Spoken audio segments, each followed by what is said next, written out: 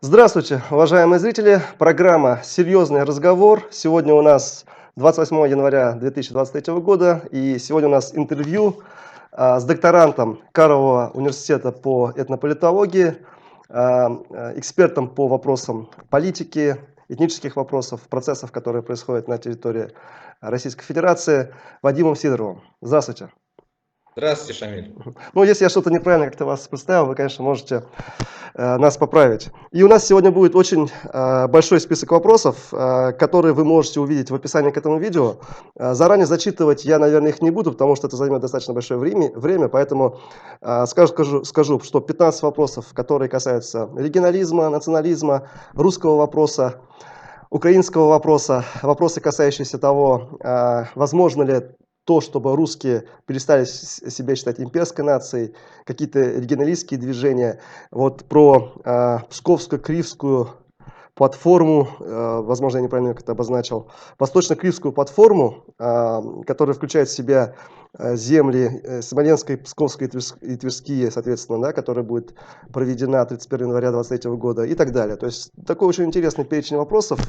Я думаю, зрителям будет это очень интересно услышать. И давайте, в общем-то, начнем. Первый вопрос. Вадим, какая у вас национальная идентичность и что вы подразумеваете под словом национальность? Да, еще раз добрый день, Шамиль. Спасибо большое за возможность высказаться по интересным этим вопросам, которые вы анонсировали. Я, конечно, рискую немножко позанудствовать, но когда мы говорим о национальной идентичности сейчас в современном мире, мы должны начать с определения, с того, о чем именно идет речь, потому что понятие нация и, соответственно, национальная идентичность в современном мире, в современном дискурсе политическом имеет два таких основных измерения, два аспекта. И вот в ряде случаев мы видим, что они могут совпадать, и никакого противоречия не возникает. В ряде случаев, к которым относится и мой, наверное, в частности, случай, они не совпадают, и возникает некий зазор. Ну, первое, то, как сегодня понимается в основном нация, и это понимание сейчас начинает утверждаться уже в России, хотя, скажем, в советские времена оно было другим. То есть в советские времена национальность, про которую вы спрашиваете, что я подразумеваю под понятием национальность, ну, я на самом деле не так, чтобы часто использую этот термин, потому что он сам по себе достаточно, особенно в академической среде, проблематичен сегодня, но тем не менее он подразумевал этническую принадлежность. И вот в советские времена, и даже вот в ранние постсоветские, наверное, в 90-е годы доминировало это понимание. Потом был взят курс на строительство так называемой российской нации, хотя в Конституции России провозглашается в качестве субъекта ее суверенитета многонациональный народ, но тем не менее была осуществлена некая подмена и стала идти речь о российской нации, которая превратилась незаметно в то, что такой оригинальный деятель, как Наталья Поклонская, в свое время назвала многонациональной русской нацией. Да?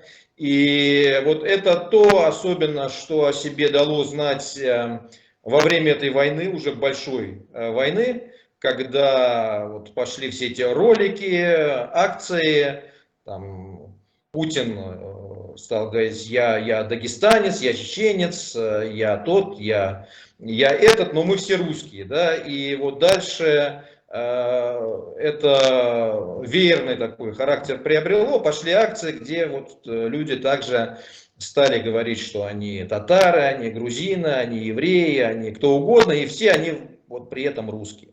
Что при этом вкладывается в понятие русский, понятно, что это некий такой политический, идеологический, геополитический концепт, так называемый русский мир, с которым я себя ни в коей мере не соотношу. Больше того, я, в общем-то, объективно ему противостою, и это отношение, оно как бы у нас взаимное, да? Вот, и не первый день имеет место быть, и не первый год даже, а может быть даже не первое десятилетие.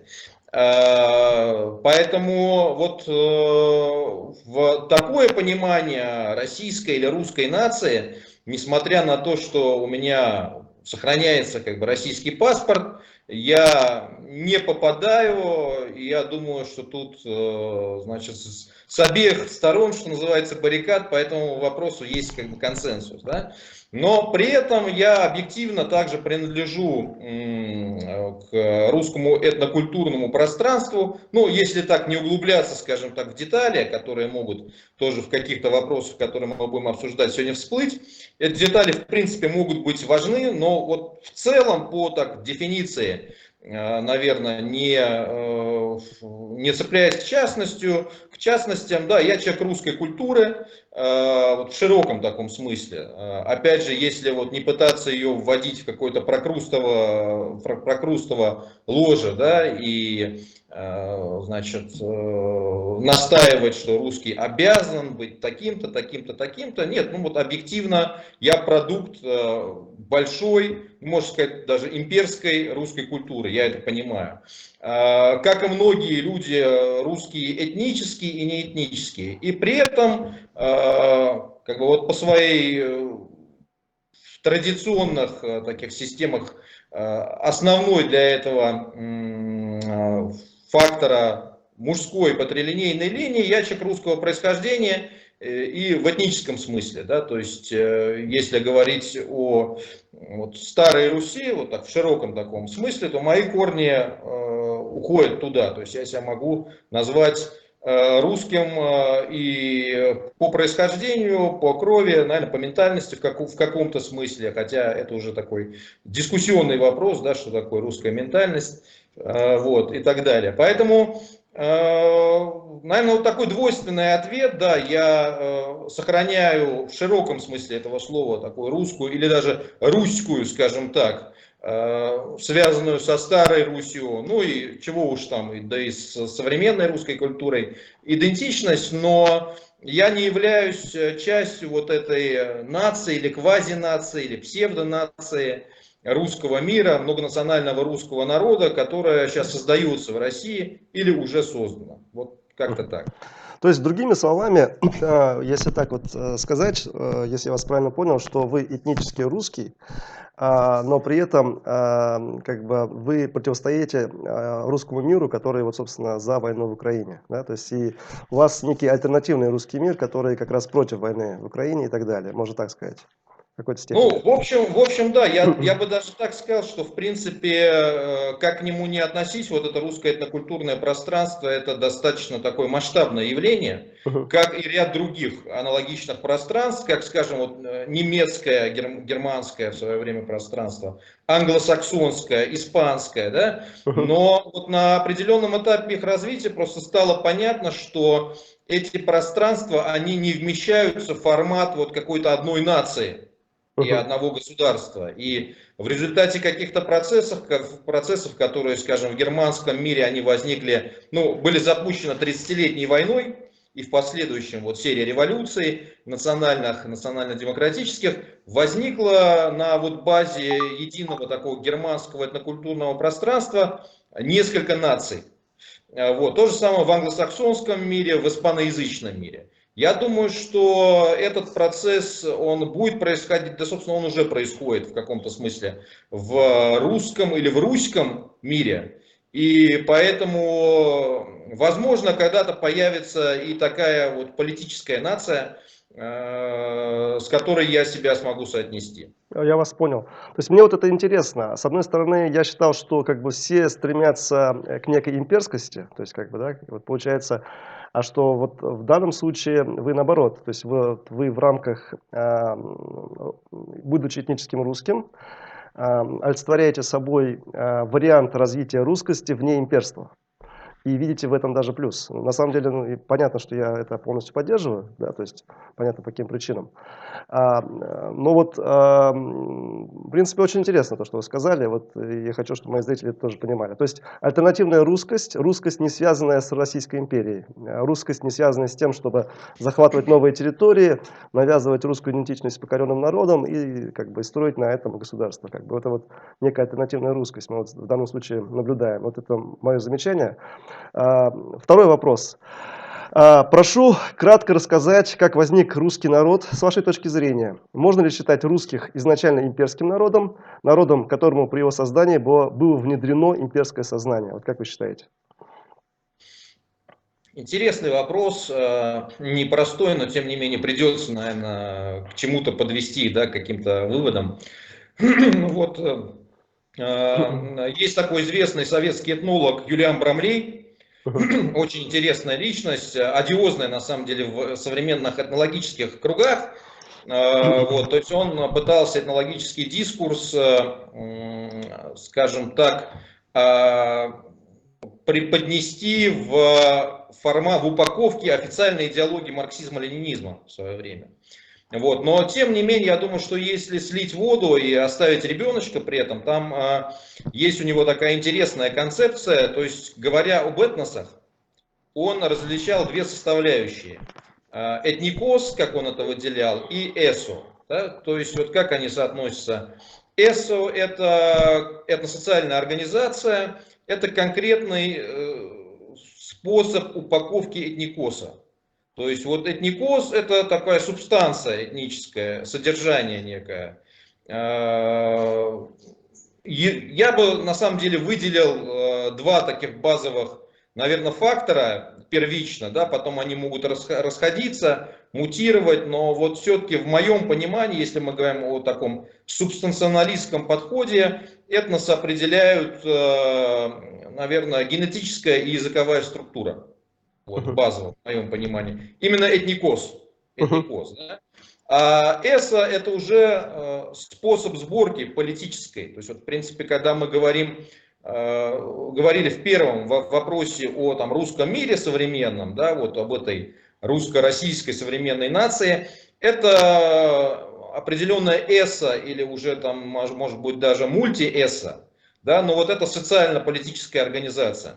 Если говорить о русском этникосе, условно русском этникосе, наверное, я думаю, что надо сказать о нескольких этапах формирования, отметить несколько этапов формирования, которые нам нужно понимать. Вот первое, это когда, собственно, еще близко не было никаких русских, но, наверное, формировалась такая основа вот этой будущей структуры генетической, да и языковой.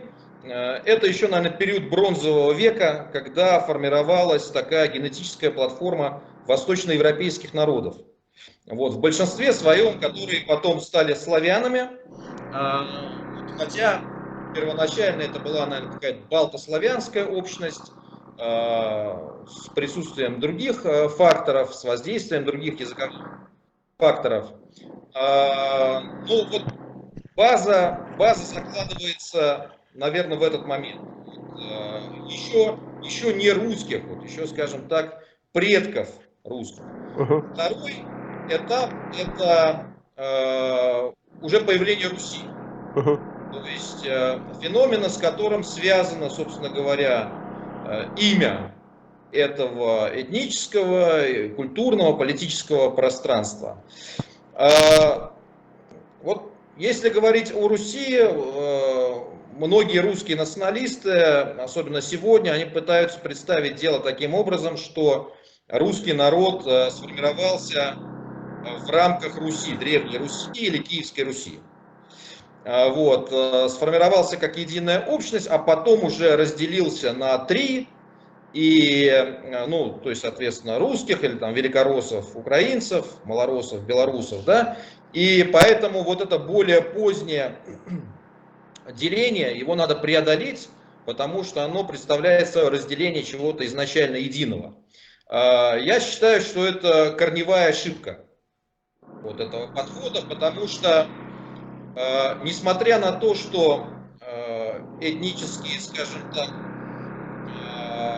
этнические составляющие вот этого пространства Древней Руси, они в основном, конечно, относились к этой вот базовой восточноевропейской платформе, восточнославянской даже. Внутри нее уже и внутри этого пространства были существенные отличия между составляющими этого пространства. То есть это был конгломерат определенный племен, земельных каких-то образований, там, да, то есть их по-разному называли, славиниями, племенами, то есть вот названия эти мы все знаем. Но в целом там уже, наверное, можно выделить таких два политических центра, северный и южный, и три, так по большому счету, а может быть даже больше, протоэтнических. То есть, если говорить о предках русских, то они формировались тоже, наверное, в двух таких как бы центрах, северо-западном и северо-восточном. То есть обычно акцент делается на северо-восточной Руси, куда засовывают таким образом и Новгород, и Псков, но это не совсем верно. На самом деле там северо-запад и северо-восток, у них разные этнические специфики, скажем так. Вот. Это зона, которую населяли племена, которую освоили племена вятичей, кривичей, причем у них разные были ареалы, и ильменских славян. Ильменские славяне это в основном север. Вот, вятичи, они ушли вот больше на восток, частично на юг проникли. Кривичи это вот примерно северо-запад, хотя они тоже дальше распространились. И там они вступали в взаимодействие преимущественно с угрофинскими и с балтскими народами. Если говорить про предков украинцев, то это племена в основном восточнославянских полян, древлян и северян. И там они вступали во взаимодействие с южными народами, аланскими и частично тюркскими. И, соответственно, если говорить о предках белорусов, то это тоже, кстати, кривичи, то есть это вот общая такая зона пересечения с частью там северо-западной Руси, тема, к которой, я так понимаю, мы еще сегодня вернемся, но также это Радимичи, Дреговичи. И в основном это зона балтославянского такого взаимодействия или даже слияния, как бы ассимиляции. То есть для белорусского будущего этноса балтский фактор играл большую роль, чем для вот каждого из этих упомянутых. Если говорить при этом, скажем, о языковом факторе, да, то есть там были определенные уже на тот момент генетические отличия, археологические отличия вот у разных этих племен, у разных этих частей, так как они формировались в разных политических зонах, в политических сферах, да, надо подчеркнуть, что они все были достаточно исходно генетически и лингвистически близки, но не тождественны. То есть у них были достаточно существенные для того времени особенно отличия. Вот. И, скажем, лингвистически по реконструкциям современным, вот расхождение фонетических массивов будущего русского с одной стороны и украинского, белорусского с другой стороны можно зафиксировать уже примерно в VI веке. Вот, то есть еще до формирования Руси. Вот. И последующее, кстати, развитие этих языков, оно это подтвердило, потому что известно, что украинские и белорусские языки, особенно вот в литературной их составляющей, они возникли как бы из одного источника. То есть они очень ближе друг к другу, чем вот к русскому. Это так называемая русская мова, которая считается староукраинским или старобелорусским языками. Это как у вас, да, старобашкирский, старотатарский, тюрки, да, то есть можно назвать так, можно назвать как бы так. Вот. Но при этом надо, конечно, признать, что с образованием Руси, с образованием древнерусского государства, хотя надо понимать, что это не государство в современном, конечно, понимании, да, началась какая-то консолидация этого пространства. Во-первых, когда пришла, собственно, Русь к этому конгломерату, потому что я исхожу из нормандской теории, из того, что Русь это скандинавы, или, скажем так, это такой циркумбалтийский феномен со значительным скандинавским присутствием. Мгм. То есть это в любом случае варяги, можно их назвать викинги, викинги может быть не совсем корректно, вот, но это внешние. Вот, то есть они были призваны, как, почему это произошло, сейчас не будем в это все вникать, но они это все возглавили. И первый аспект, то есть происходил вот такой скандинаво-славянский симбиоз, слияние, в которое вовлекались представители разных вот этих групп племенных.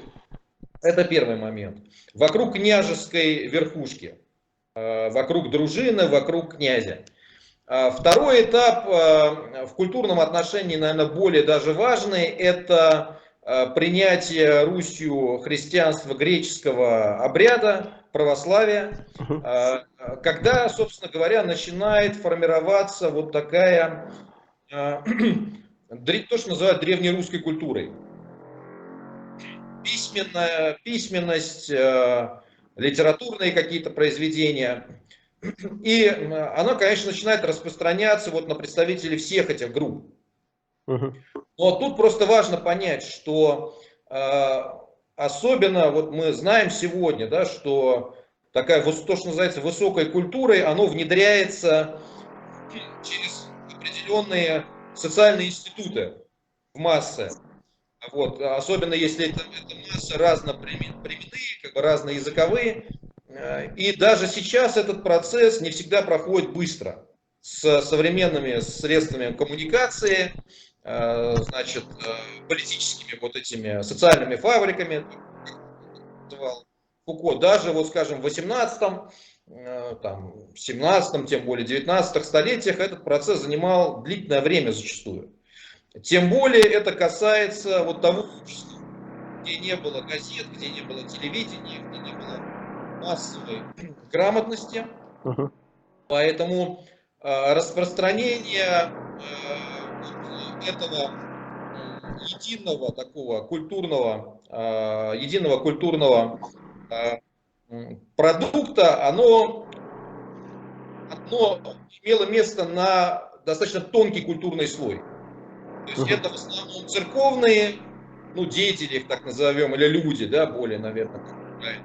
Церковные люди, это, опять же, вот дружинный какой-то слой, это какая-то часть грамотных горожан, Мгм. вот, которая начала усваивать эту единую русскую идентичность на базе единой какой-то литературной традиции, единого исторического мифа, единого исторического самосознания. И этот процесс шел. Это то, что называлось, скажем, у советских историков формированием древнерусской народности. Вот. Но тут просто надо понимать, что эта народность, она не охватывала все население Древней Руси. То есть она была, да, собственно говоря, что признают и такие ну, откровенные, разумные, наверное, идеологи вот этого русского мира, русского проекта, например, Николай Ульянов такой теоретик как бы был и борец большой с украинским национализмом, он, тем не менее, признавал, да, что вот русскими тогда были те, кто фактически участвовали вот в этом русском проекте Мгм. государственном, да, то есть носители грамотности, носители самосознания, а значительную часть населения он не охватывал. Вот, наверное, охватил бы там со временем, вот в такой единой форме, но этот процесс был прерван Батыевым нашествием и разделением вот этого конгломерата на несколько частей. Мгм. После чего начали формироваться в разных частях уже разные этнические, в смысле этникоса или в смысле эса сообщества. Мгм. Вот. И вот это важный момент, который надо понять, потому что вот русские националисты, которые сегодня отрицают украинскую идентичность, отрицают белорусскую идентичность, считают их чем-то искусственным, они считают, что вот монгольское нашествие, оно искусственно разделило единый русский народ. Я считаю, ну и, честно говоря, их точка зрения не выдерживает никакой серьезной критики, что это очень серьезное упрощение, что не было единого русского народа в современном понимании. Было вот такое единое, но достаточно рыхлое пространство, внутри которого уже присутствовали вот эти различия, впоследствии давшие о себе знать, когда формировались уже разные этнические общности или народы. Тут мы переходим, соответственно, к третьему этапу.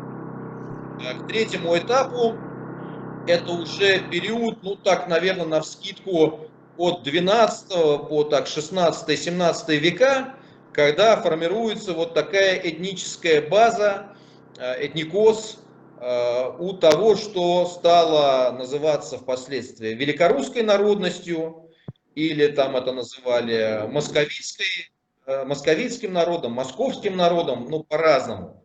Это происходит в пространстве Волжско-Окского междуречья, это такая классическая формула. В результате в этническом отношении вот слияния тех восточнославянских племен, которые ушли туда, с местным населением, с местными племенами, угрофинскими, частично балтскими, частично, наверное, в гораздо меньшей степени и тюркский этнический элемент тоже был в это вовлечен, ну, наверное, на периферии все-таки. Вот. И это важно понять, то есть это происходит, там тоже, в принципе, пространство не было и сейчас не является этнически гомогенным. Вот. Там тоже присутствовали разные вот такие как бы центры потенциальные, и политические, и этнические. Но происходит то, что получило название «Собирание земель русских», вокруг кого тоже известно, вокруг Москвы. Москва сумела это сделать как вассал Золотой Орды, как, в общем, политическое образование, чьи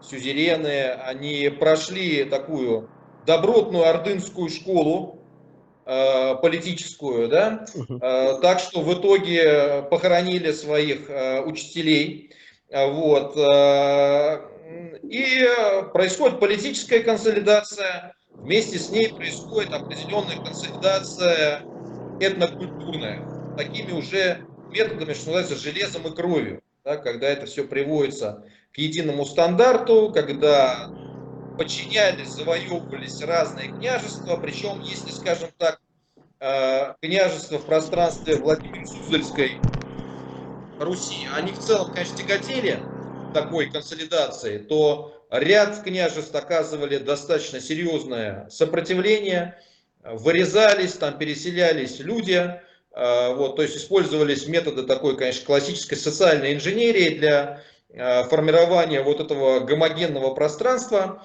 Ну, на самом деле, не только, конечно, в России это происходило, это, к сожалению, ну, или так это и есть, это стандартный процесс, наверное, формирования вот таких народов и наций. Да?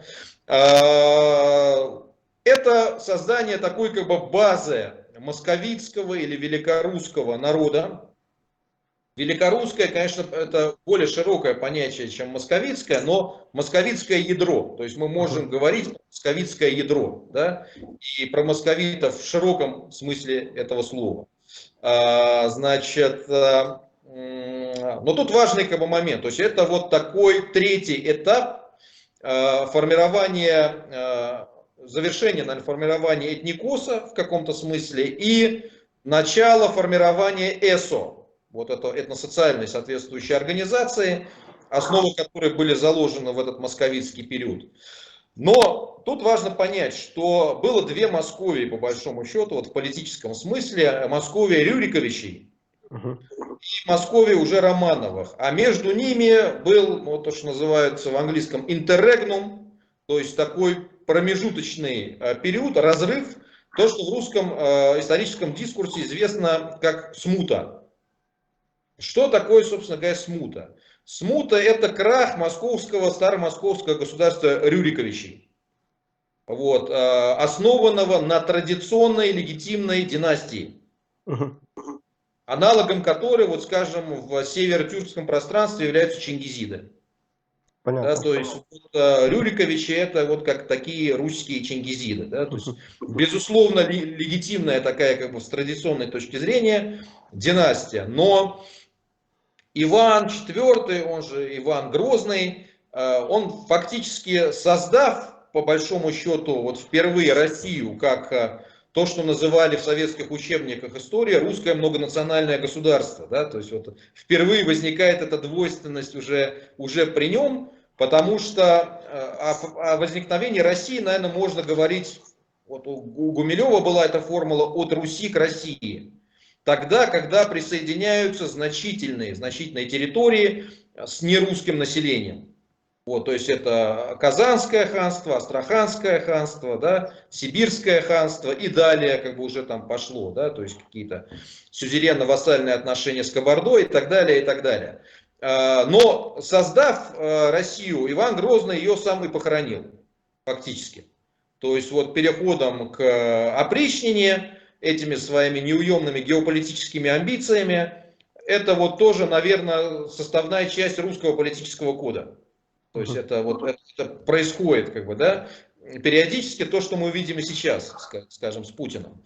И после падения, после пресечения династии московских Рюриковичей, фактически вот московский народ, он оказывается вот во временном, в историческом периоде, если посмотреть в более широком контексте, в общем, для многих европейских народов того времени, когда начали происходить, ну, то, что называют буржуазно-демократическими революциями, республиканскими или национальными революциями, национально-буржуазными. В Нидерландах уже в тот момент, уже на подходе 30-летняя война и так далее. И в принципе, вот эти процессы, которые, я считаю, такая имперская историческая пропаганда, она вот просто так инфантилизирует и дебилизирует, откровенно говоря, я считаю, называя это смутой, там, самозванцами, какими-то ворами, да, это вот романовские пропагандистские штампы. По большому счету там можно увидеть со своей какой-то спецификой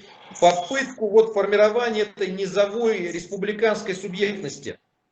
Даже Мгм. несмотря на то, что это республиканская субъектность, она себя пытается преподносить таким языком, значит, легитимистско-монархическим, да, то есть с верой в истинного царя, который сохранился, выжил, там его потомков, да, то есть в истинный царский род, потому что избрание Бориса Годунова царем, это уже представитель нелегитимного, как бы с традиционной точки зрения, рода. Да, там веками Русью правили Рюриковичи, и тут на царство поставили какого-то, ну, сбоку припеку. То есть, я думаю, опять же, вот в таком тюркском легитимистском дискурсе вам это должно быть понятно. Но в то же время вот мы видим попытку формирования такой низовой субъектности. Мгм. И, значит, разделение на лагеря, разные противоборствующие, с разными претендентами на царство. 1612 год – это в каком-то смысле кульминация этого процесса, когда учреждается уже новая Московия. Мгм. Причем, что интересно, она учреждается как бы аналогом парламента, Земским собором. Земский собор, который избирает на царство новую династию, которая, ну, представитель которой сумел как бы вот оседлать, возглавить этот процесс. У меня это расписано в книге «Моя незавершенная революция». Она есть в сети, любой может ее найти, я думаю, там все это прочитать в соответствующих как бы главах. Да? Но дальше происходит то, что вот Троцкий назвал, скажем, происходившее с приходом к власти Сталина преданной революцией, да? Вот. А в каком-то смысле вот этой преданной революции была уже как бы политика Романовых, которые как бы пришли к власти вот на этом низовом движении, но стали насаждать абсолютизм постепенно в разных как бы сферах, и это уже формирование, значит, нового такого московитского народа, которое шло фактически в гражданской войне. Потому что это сразу религиозный раскол. Религиозный раскол из-за такой реформации сверху государственной, то есть из-за навязывания фактически, ну, по догматическим каким-то моментам, можно сказать, что новой даже религии, отвергнутой вот старыми московскими людьми. Понятно. Очень, Вот. очень интересно. И это, опять же, в русской историографии называется бунтажным веком. Потому что фактически не прекращались бунты целое столетие. Но этот бунтажный век его как бы так немножко суживают. Но на мой взгляд, в принципе, его можно, наверное, расширить даже до подавления восстания Пугачева. Потому что там была серия вот этих как бы бунтов, еще там старомосковских и финально уже как бы в Российской империи, петербургской, которые вот можно рассматривать как раз такую попытку создания вот этносоциальной организации или матрицы политической, альтернативной той, которая победила. И вот в итоге все-таки в этом процессе побеждает вот такая деспотическая, абсолютистская парадигма. И, на мой взгляд, закладывается вот уже непосредственно фундамент вот той этносоциальной организации, основанной на сочетании абсолютизма и крепостничества. То, что некоторые теоретики называют русской матрицей. После того, как вот было осуществлено переформатирование, зачистка, селекция такая. Некоторые считают, что это происходило только в 20 веке, да, коммунисты это делали. Но я считаю, что впервые это было сделано вот именно Романовыми. Вот.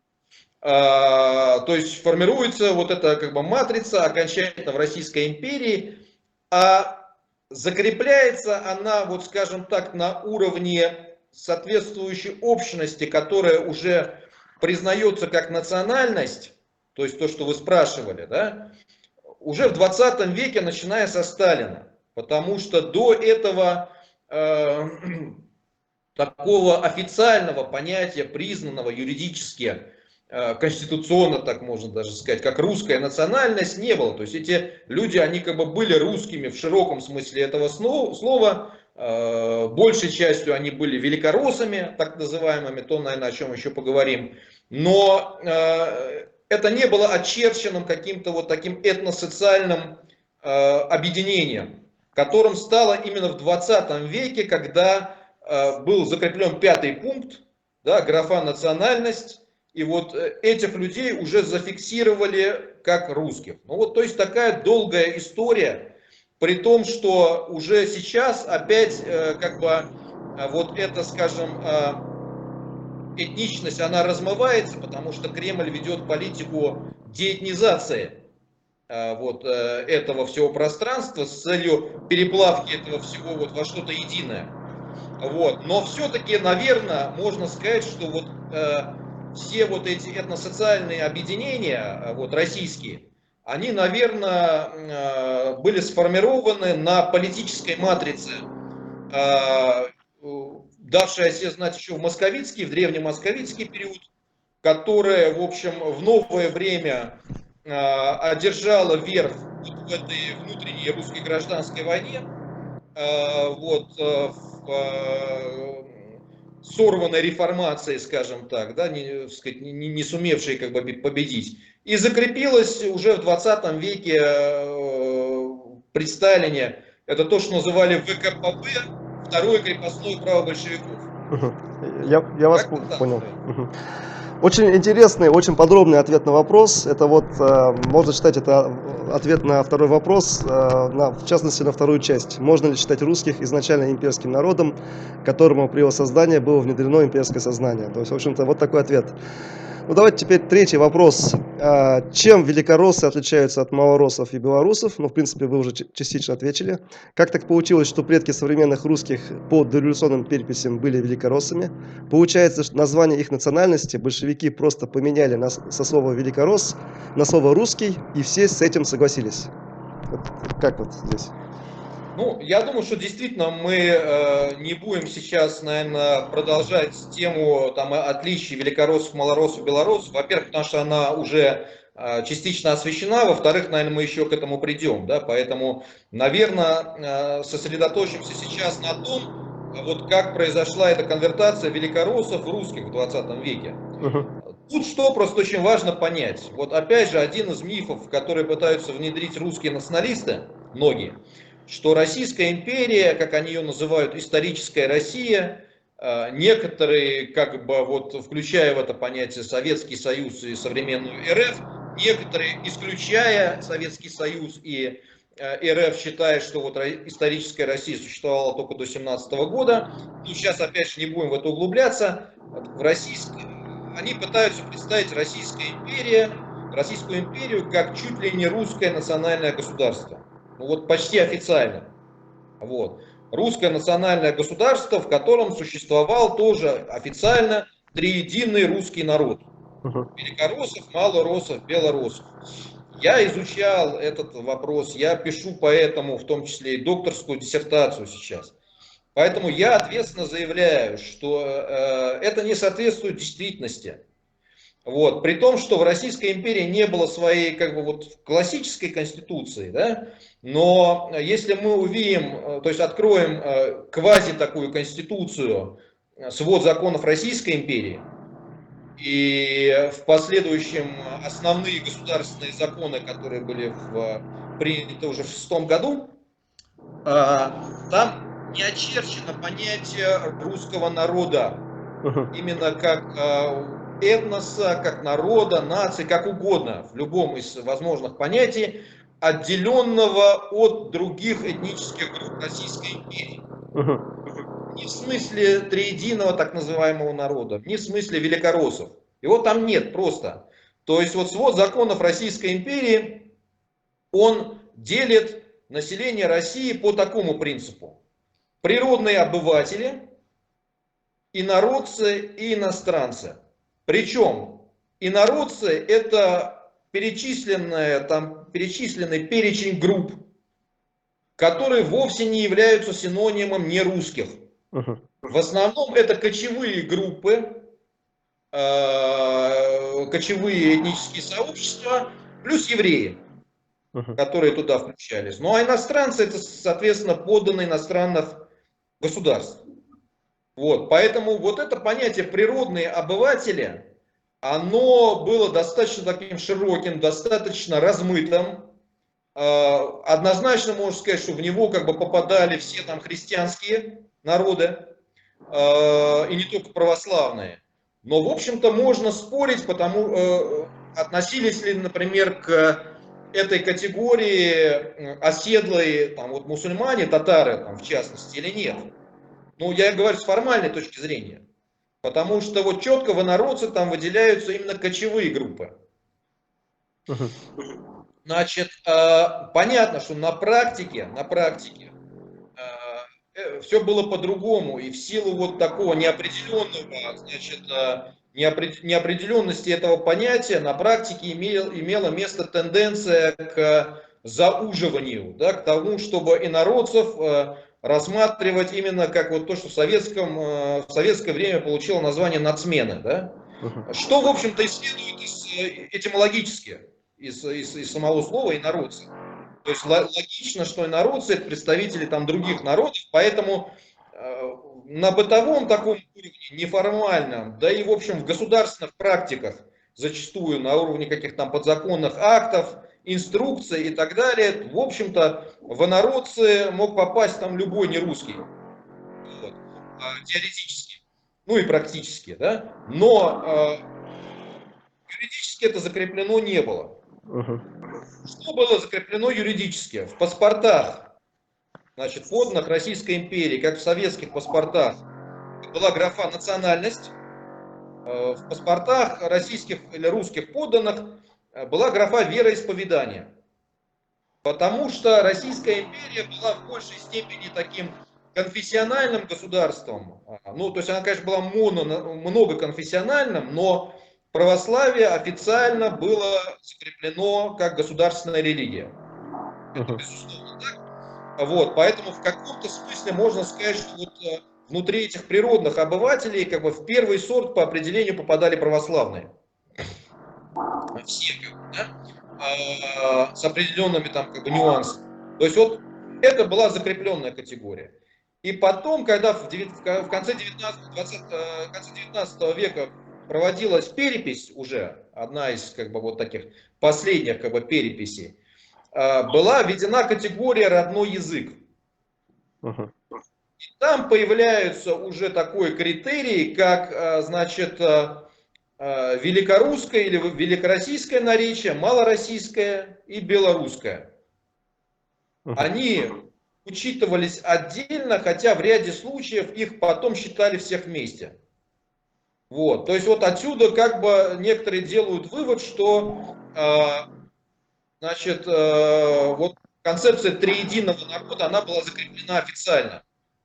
Вот. Она на самом деле была, можно сказать, доминирующих, значит, одной из доминирующих в значительной степени концепций на таком идеологическом уровне. Этнологическом, да? Но вот в конституционном учредительном акте не было ни триединого, ни там единого русского народа. И вот уже когда приняли основные государственные законы в 1906 году, это в 1906 году, это уже как бы путь к принятию Конституции. Да? То есть можно сказать, что в каком-то смысле это конституционный такой какой-то манифест. Там слово «русский» использовалось в том смысле, в котором сегодня или в 90-е годы использовалось слово «россияне». То есть русские — это все русские подданные.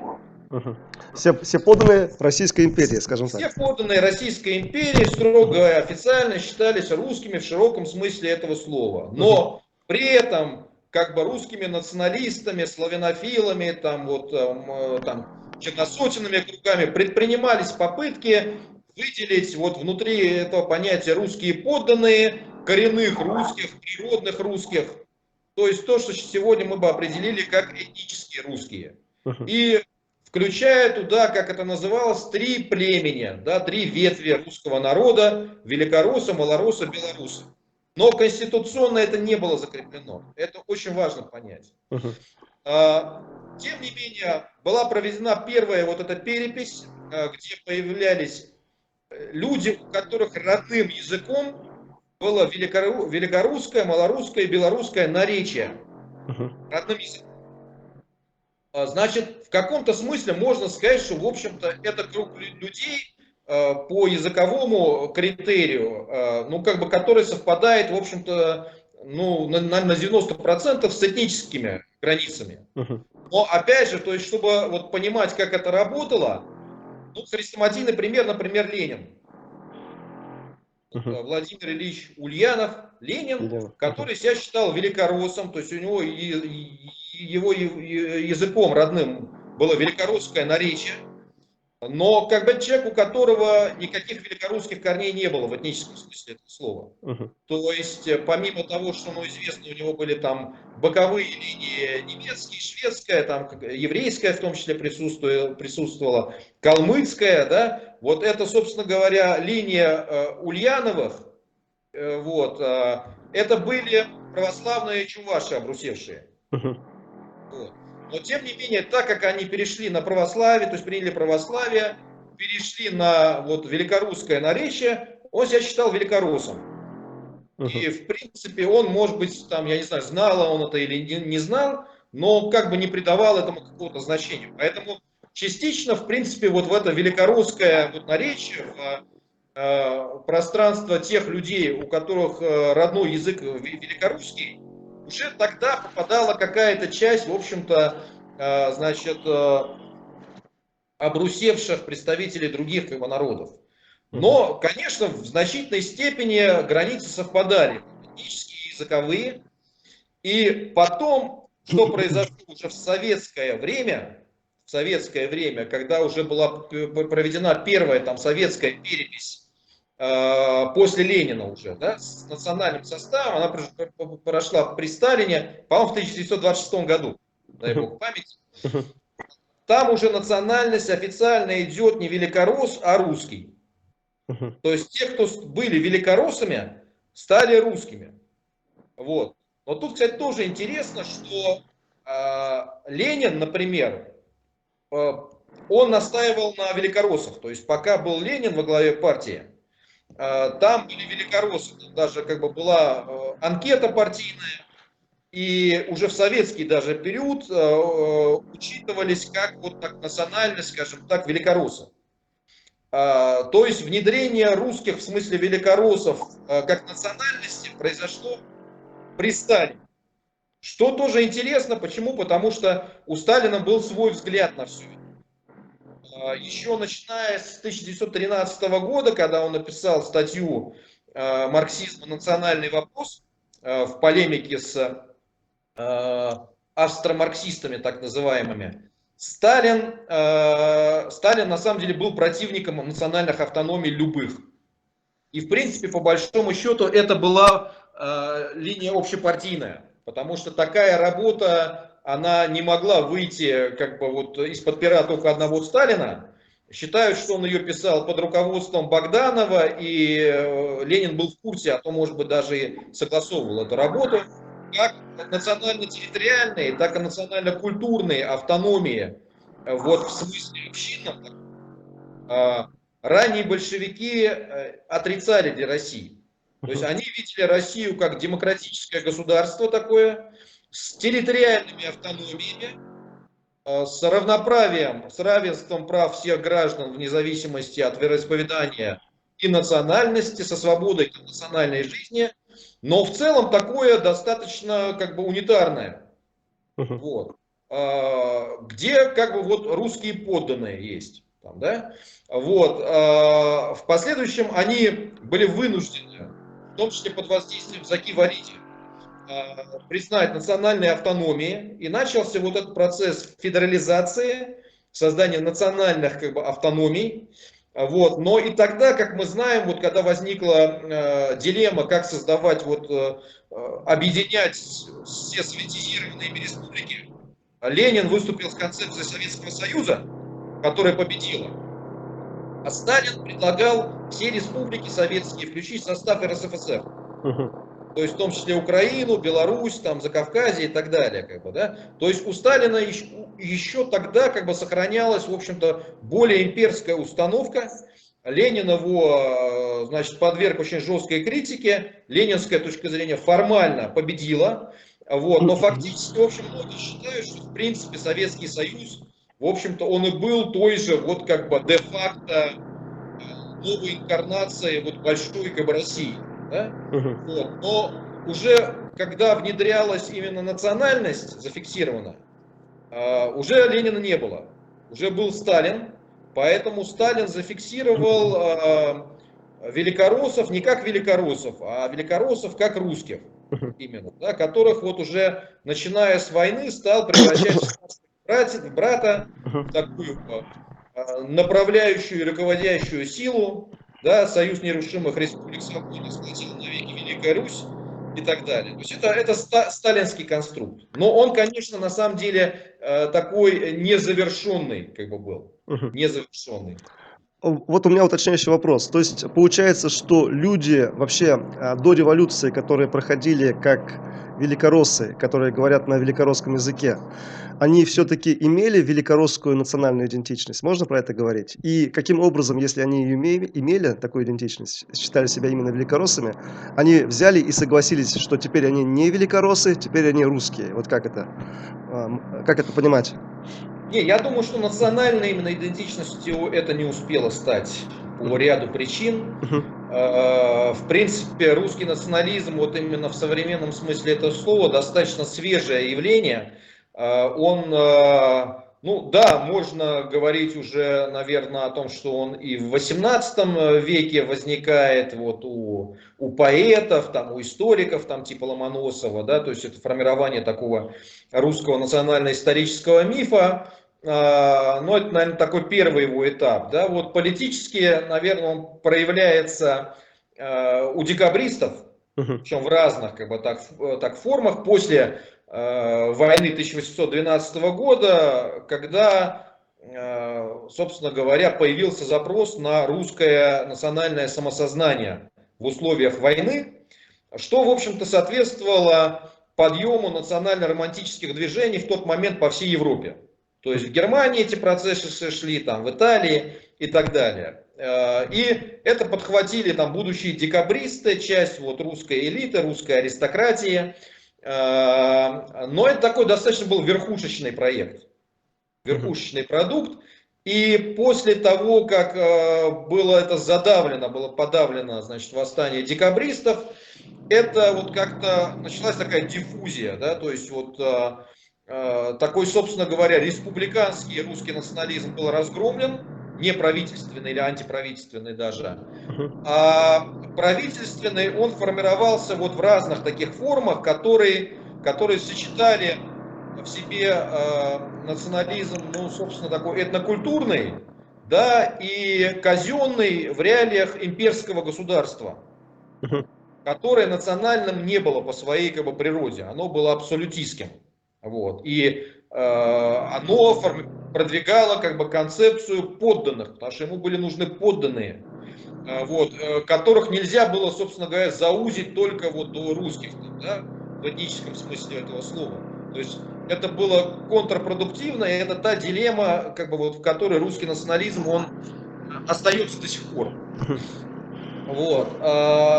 Тем не менее, то есть вот можно говорить, что начинает вот развиваться в разных формах русская национальная мысль от таких проправительственных, да, реакционных, как их тогда называли, монархических, до наоборот антиправительственных, антигосударственных, антиимперских, представленных такими именами, как, например, Герцен, Мгм. Бакунин. В последующем это себя проявило частично в народническом движении. Да? Вот, то есть были какие-то попытки действительно, и был запрос на формирование вот именно русской нации в современном смысле этого слова. Мгм. Но это было растянуто, скажем так, между полюсами разными и в политическом отношении, и даже в каком-то смысле в этническом. То есть, вот скажем, полюс такой провластный, полюс имперский, он тяготел к расширительному толкованию русскости как триединого народа и в перспективе вообще панславистский проект. Мгм. Вот. Соответственно, такой антиправительственный национализм, он в большей степени был склонен, ну, так как он видел, да, то есть вот антиправительственный русский национализм герценско-бакунинского такого извода, в последующем народнический, эсерский, он как бы был склонен взаимодействовать с другими национализмами антиправительственными. Мгм. И, как известно, Герцен поддержал восстание, да, которое известно как польское, но на самом деле оно не было чисто польским. Вот недавно годовщину отмечали. По сути, как восстание трех народов Речи Посполитой. Да? Польского, литовского и ну, вот, русского в таком западном понимании, то есть куда как бы, сейчас включают белорусов, украинцев.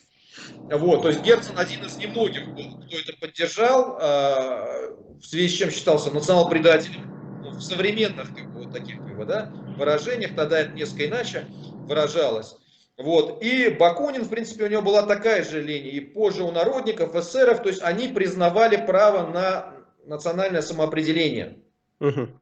То есть так как они боролись за свободу своего народа, естественным образом они понимали, что надо взаимодействовать со всеми, кто борется за то же. Мгм. И как бы вот эта линия, конечно, она логически вела к признанию и украинского, и белорусского национализма. Мгм. Вот. Соответственно, там можно было говорить о великорусском каком-то национальном самосознании, но оно не успело сформироваться. То есть этот процесс был прерван Первой мировой войной, я считаю. Мгм. потому что эта война, в общем-то, велась на идеологической платформе панславизма. Вот. И потом, как бы, когда обрушилась Российская империя, собственно, народ уже с консолидировавшимся, созревшим нерусским самосознанием, они именно как народы, нации, как бы, да, потенциальные, они были более готовы к процессу этого национального самоопределения. В среде русских же что произошло? То есть вот идеи вот национального самоопределения великороссов, они, да, была там одна организация, Великорусский, по-моему, национальный союз или просто Великорусский союз. Вот опять же, вот на моем этом сайте «Незавершенная революция» есть архивные материалы как бы про это. Но она была маргинальной. То есть это как бы знают вот сейчас только какие-то историки, которые изучают, ну, совсем уж экзотику. То есть это была просто какая-то незаметная величина, которая тоже требовала создания Великороссии, великорусского правительства и так далее. И, может быть, более заметная как бы страница, но тоже мало кто об этом знает, это русский политический комитет Бориса Савенкова, легендарной личности, бывшего эсера, террориста русского во всех смыслах этого слова, который взаимодействовал и с польскими националистами, и с белорусскими, и был готов признавать самоопределение казаков и так далее. Вот там тоже эта идея была выражена, великорусское такое национальное самосознание. Но это, конечно, абсолютные маргиналии. То есть вот все русское самосознание, оно себя проявило в гражданскую войну, как имперское, с разными, скажем так, просто окрасками. С красным или с белым. Я вас Вот. понял. Да, Соответственно, поэтому там это не воспринималось как какой-то проблемой, что великороссов назвали русскими, потому что великороссы как отдельная нация не оформились, не были оформлены. Это было просто такое дефолтное понятие, да, вот есть вот украинцы, белорусы, которые стали нациями признанными, которые были вынуждены признать, потому что они себя проявили в национальной форме в гражданскую войну. А вот остальные, ну вот их вот назвали просто русскими. Я вас понял. То есть, грубо говоря, огромное количество, ну, если упростить, то есть мы берем некие народы, которые были включены в периметр единого государства московитами, грубо говоря, да? Причем они имеют разное, как вы сказали, происхождение этническое в том плане, что это и славянские племена, и, может быть, отдельные народы, финно-угорские, тюркские. Они каким-то образом были ассимилированы, приобщены к общему знаменателю. Их начали, если они говорят один на одном языке, допустим, на великоросском, да, в документах они фигурируют как великороссы. И вот какая-то часть себя проявила как отдельные народы из них, грубо говоря, да, вот которые современные сейчас нации украинцев, нации белорусов, а какая-то часть, соответственно, осталась вот в той идентичности, как нация себя не проявила. Вот вы сейчас говорите, и во время гражданской войны, в принципе, проявили себя как имперцы, по сути, и красные, и белые, да, вот по сути об этом все. Да, да. Я вас понял. И тогда, в принципе, для них было без разницы. То есть, как бы, то есть у них не было четкой идентичности великоросс. То есть они к ней не привязаны, поэтому они спокойно приняли, что вот Сталин решил, что они не великороссы, они русские. Как бы вот так получается. Хорошо. Очень подробно вы рассказываете, очень интересно. Я, может быть, немножко упрощенно вот задал вопрос, но вот для лучшего понимания. Следующий, 4-й вопрос. Давайте я его зачитаю. Крепостные крестьяне, которые жили в Центральной России до отмены крепостного права в 1861 году и составляли большинство населения, какую имели национальную идентичность? И вообще, имели они национальную идентичность или нет? Если да, то какая она была у крепостных крестьян? Великороссы, русские, другие идентичности, например, скобари, кривичи, мурама, эрзя, мокша, черемисы и так далее. Вот такой вопрос. Ну, смотрите, я думаю, что вот общий ответ, наверное, национальной идентичностью в таком современном смысле этого слова, то, что у них было, назвать в любом случае нельзя. То есть вот если речь идет о политической нации, модерной как бы нации, да, национальной идентичностью в этом смысле этого слова это не было. Но чем как бы это было, я думаю, что все индивидуально. То есть, если, скажем, говорить о вот, там, Эрзе, Мокше, вы говорите, это четко все-таки отличные народы. Мгм. Вот, то есть там со своим самосознанием, поэтому я думаю, что их лучше как бы выделить из этого множества. А, вот почему ситуация была разной? Потому что, скажем так, были зоны межэтнического взаимодействия какого-то контактного. Опять же, вот, например, там, где жили те же Эрзя, те же Мокша, про которые вы говорите, вот там в Поволжье где-то, да, то есть там могла быть там чувашская деревня, да, вот эрзианская деревня, татарская деревня и так далее. И была, соответственно, русская деревня. То есть там, где жило много разных народов с выраженной какой-то идентичностью, там, соответственно, и более выражен этот процесс был у русских Мгм. самих. Потому что, ну, это как бы тоже классика этнологии, это проходит по принципу свой-чужой, если чужие ярко выражены, отличны, отличимы. Причем в ряде случаев понятно, что эти чужие могут быть и одной религии с тобой, как там это имело место у чувашей, например, тех же, да, которые тоже как бы православные в значительной как бы степени. Там процесс этнической консолидации происходил быстрее. Мгм. Значит, ассимиляция, она была все-таки, наверное, изначально уже и в Средневековье была, но все-таки надо вот отметить, что, наверное, в Москве и даже в Российской империи этот процесс не был еще тогда, может быть, таким как бы массовым. Вот, то есть вот та же московская держава все-таки в первую очередь пыталась ассимилировать, ну то есть это происходило в рамках элиты. Мгм. Да, то есть элита действительно была разноплеменная по происхождению, но вход в нее происходил через крещение, через вот обрусение. Да, поэтому огромное количество там родов каких-то боярских, дворянских, с неславянскими фамилиями или со славянскими, ну вот скажем так, не русскими, да, западно какими-то славянскими и так далее, которые именно вот через значит, крещение, через обрусение проходили вот полноценную такую этнокультурную ассимиляцию. Вот. В низах все-таки этот процесс в такой активной форме не шел. То есть усердствовала церковь в определенный период, как бы, да, вот в миссионерских таких своих усилиях, да, то есть вот мы знаем эту историю с новокрещенцами, да, то есть вот попытка, пользуясь таким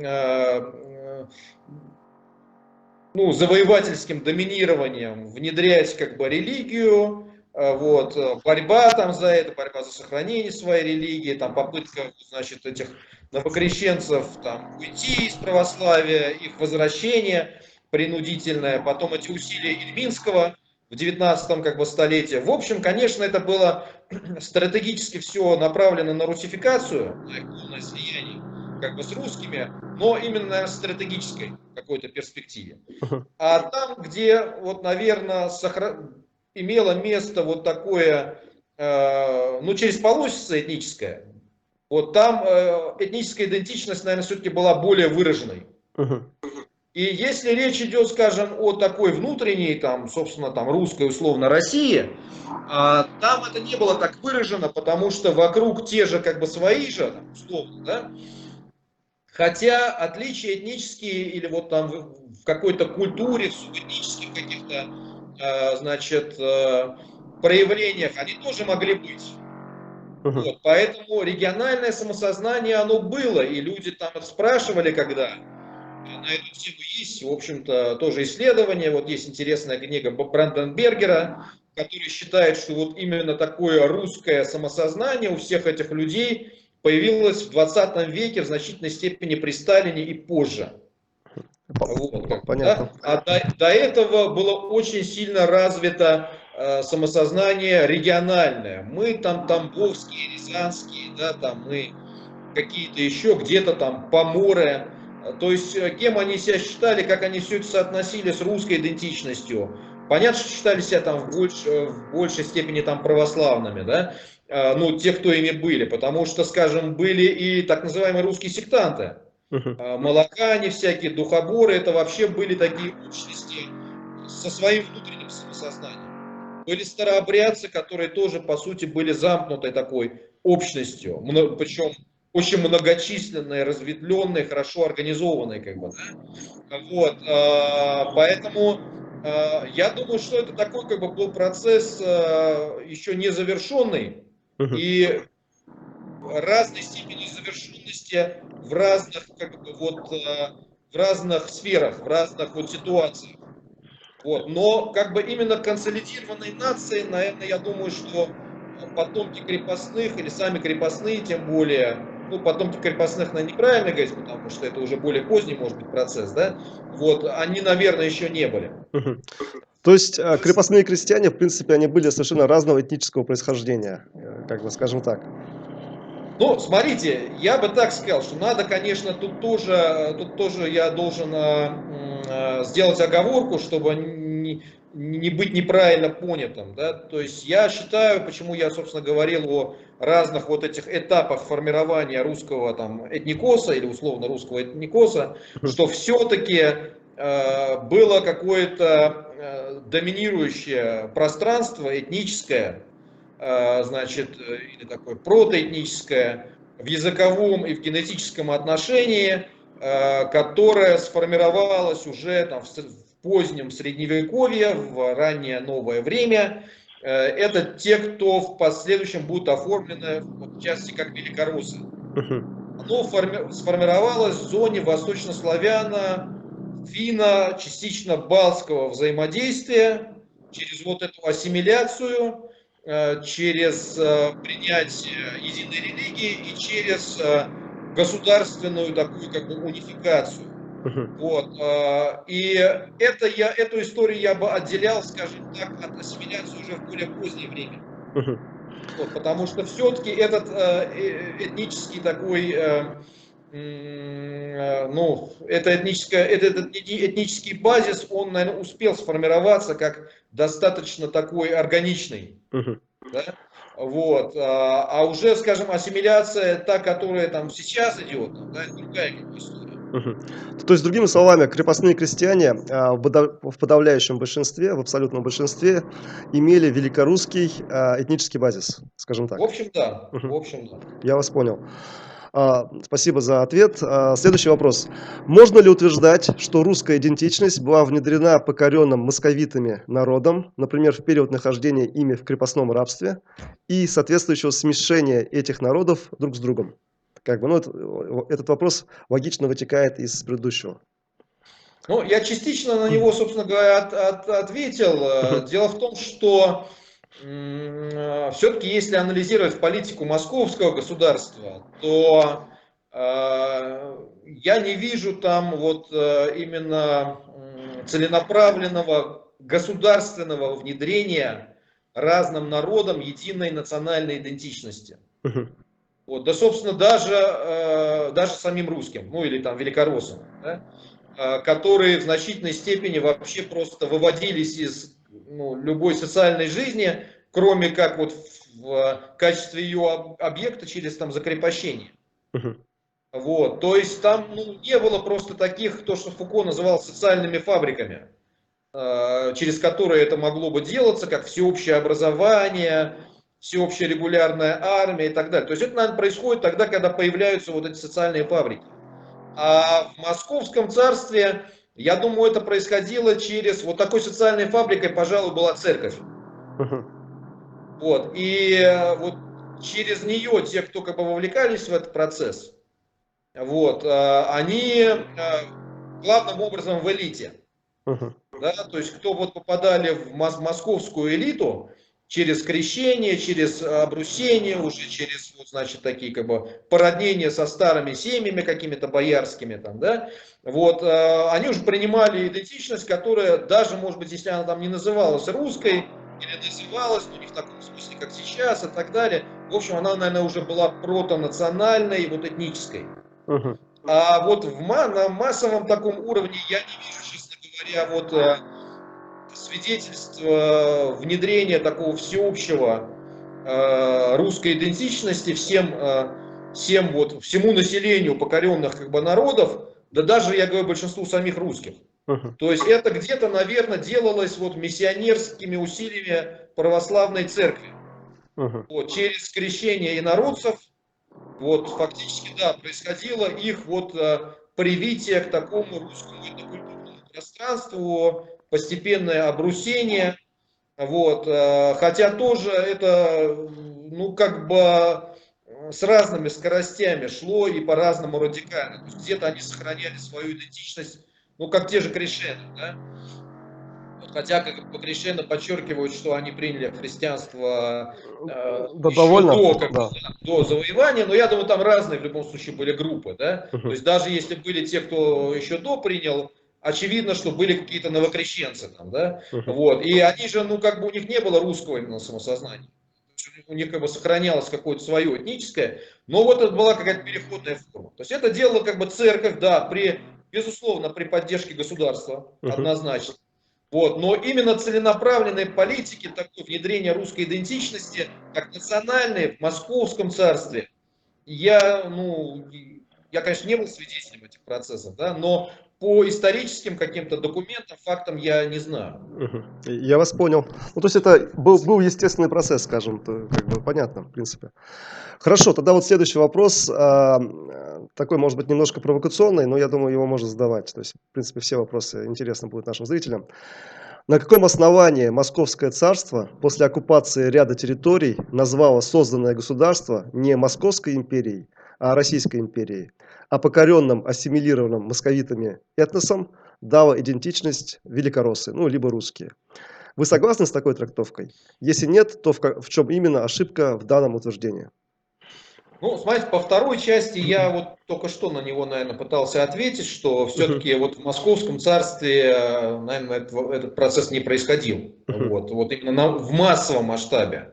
Вот, внедрение, наверное, какой-то национальной идентичности, да, вот всем как бы покоренным народам. Просто тут надо понимать, почему. Не из-за какой-то доброй воли, вот как это вот пытаются тоже представить русские националисты, евразийцы, что оно просто было таким ну, душкой, терпимым таким, как бы, Мгм. да, вот просто хотела сохранять все народы, просто не ставила такой задачи. Мгм. И не было социальных фабрик таких, как бы, да, то есть, потому что это было государство, ну, используя, опять же, несколько устаревший, может быть, советский исторический термин, феодальным. Мгм. Оно не было модерным, таким национальным как бы, государством, массовым, потому что когда уже начал происходить процесс создания вот такого государства уже в поздней Российской империи, там начались все эти процессы. Вот. То есть то, о чем вы говорите, начало постепенно происходить уже где-то так с конца 19 века. Да? Вот. Другое дело, что оно уперлось в революцию 1905 года и в подъем национальных движений, то есть как-то пытались это балансировать все, да? Но вот какой-то запрос появился, да и вообще в мире в аналогичных ситуациях, и в Австрийской империи, и в Отtomанской империи, вот именно, наверное, где-то во второй половине 19 века. Мгм. Вот, то есть все-таки это не московское царство, где этот процесс, наверное, имел ограниченный характер. Теперь, что касается названия. Тут тоже просто надо понимать, да, что ну вот есть такая как бы точка зрения современная украинская, белорусская и шире она историческая и литвинская, что это была Московия, которая потом приняла название России. Вот, с 1721 года как бы Российской империи. Да? А вот никакой Русью она не была, никакого отношения к Руси она не имела. Вот. И есть противоположная точка зрения, что вот это и была как бы основная сохранившаяся Русь, это было русское царство, которое возникло с Ивана Грозного, вот с таким именно названием, как бы русского царства или Руси. Вот. Поэтому это все вот как бы пропагандистская чушь. Я думаю, что истина где-то посередине. Мгм. В каком смысле? Дело в том, что действительно геополитически, исторически это было московское государство, московское царство, и больше того, это название московское царство, московские люди, вот, оно широко в самой Москве действительно использовалось. Но при этом московские еще великие князья и потом впоследствии цари, они претендовали на то, что они являются государями всея Руси, вот, или всея Руси. Мгм. Вот. И впервые, скажем, это так артикулировал Иван IV, в титуле которого это появляется, что значит, царь и государь там Владимирский, Московский, Псковский, и тогда Астраханский, Казанский, но и там присутствует эта формулировка «всея Руси» или «всея Руси». Вот на этом основании вот некоторые русские националисты, они настаивают, что это государство называлось Русское царство. На самом деле, я считаю, что это очень спорно. Почему? Потому что это еще не было регулярное государство. Вообще вот русское слово государство в этом смысле, русское этимологически, оно очень такое скользкое. Почему? Потому что что такое государство? Это вот как королевство, да, это вот вотчина короля, да, или царство. Вот вотчина царя, то же самое. Государство это дело государева. То есть, если, например, республика это общее дело, вот, то государство это дело государева. И Московия, как я сказал, еще старая Московия, она была таким как раз традиционным государством монархическим или самодержавным государя. А московские государи, как Рюриковичи, они претендовали на то, что они являются государями всея Руси. То есть, что вот вся вотчина Рюриковичей как бы является их вотчиной. То есть в Великом княжестве Литовском, которое на самом деле расширенно называлось Великим княжеством Литовским и Руським, но также еще и Жемойцким, эти претензии не принимали. Соответственно, потом, когда оно объединилось с царством польским в Речь Посполитую, а Речь Посполитая как раз и переводится как республика. То есть вот у нас называют Речь Посполитую Польшей, но на самом деле Речь Посполитая это своего рода такая федерация, союз. Вот, двух народов, причем народов двух не в этническом смысле, а в государственном. Польского и литовского, который включал в себя как, собственно, литовский элемент, Литувас, да, так и вот русский, западно-русский. Вот, то есть это будущие белорусы, частично украинцы. Плюс еще там был проект создания Речи Посполитой трех народов с воссозданием русского царства на территории его части нынешней Украины. Вот. Поэтому там не принимали изначально вот этих претензий московских царей на всея Руси, на всея Русь. Но в принципе вот во многих как бы других государствах их частично так принимали. Поэтому там как бы была такая путаница, на самом деле не было, то есть эту территорию можно увидеть на картах и как Руси, и Руссию, и как Тартарию, и как Московию, как бы, да, вот, поэтому говорить, наверное, о России как России, вот, можно четко так, 1721 года, это не штатский мир, это провозглашение Российской империи, когда уже это название принимается, и недаром, вот, недавно они так это отпраздновали трехвековой этот юбилей, не штата, а как бы они широко его праздновали, потому что Путин-то как раз выводит из Российской империи, исторически большую Россию, он об этом как бы писал. Но московские цари при этом, конечно, себя считали государями всей Руси. И их претензии распространялись на всю Русь древнюю. Другое дело, что при этом в самой Москве четкое было отличие, допустим, московских людей. То есть вот говорить о том, что пытались сделать одним народом, значит, украинцев, малороссов и московитов, великороссов, не приходится, их называли черкасами. Вот в Москве людей на территории Украины называли черкасами. То же самое белорусов называли литвинами. Понял. Сейчас есть город Черкассы, кстати, в Украине. Да. Интересно. Понятно. То есть их называли черкасами, да, получается, в Москве? Их называли черкасами, их называли литвинами. Причем, что интересно, как бы, да, на самом деле вот это распространение русского самосознания, почему я говорю, что в значительной степени это, конечно, проект, связанный с церковью. И в Москве, вот как раз, причем это сегодня уже признают многие украинские историки сами, вот, говорят, что да, вот мы этого монстра породили, мы его должны как бы и убить, значит, Арестович об этом говорит тоже и так далее. То есть вот эта тема с распространением русского самосознания единого на московитов и вот черкасов, украинцев, она шла в значительной степени именно от православных малоросов или литвинов, русинов, которые переехали в Московское царство из Речи Посполитой, потому что в Речи Посполитой был серьезный такой конфессиональный конфликт. И они видели в Московском царстве, как в православном таком самодержавном, именно, ну, как бы противовес, гарант, то есть те единоверцы, к которым можно обратиться за помощью и так далее. Но им пришлось сталкиваться с тем, что, в общем-то, сами многие московиты, именно старые, они особым желанием не горели. Вот. И поэтому как бы их приходилось немножечко просвещать и переделывать. И вот, скажем, это славяно-греческая академия, славяно-греко-латинская академия, где это происходило. И, собственно говоря, Никоновская реформа, реформа московского православия с приведением его в соответствие ближе к украинскому как бы варианту, она готовилась как раз кадрами, выходцами из Украины и Белоруссии. То есть от них шла эта инициатива в значительной степени именно такого слияния национального. Хотя там на самом деле были очень показательные истории.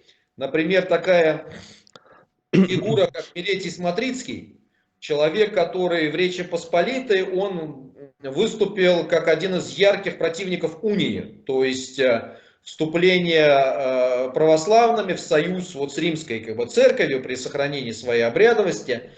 Он поехал в Московское царство, решил там вот тоже как бы выступал вот с позиции русского мира, так сказать, этот человек как бы тогда, да. Но когда он приехал в Московию, он был как бы шокирован.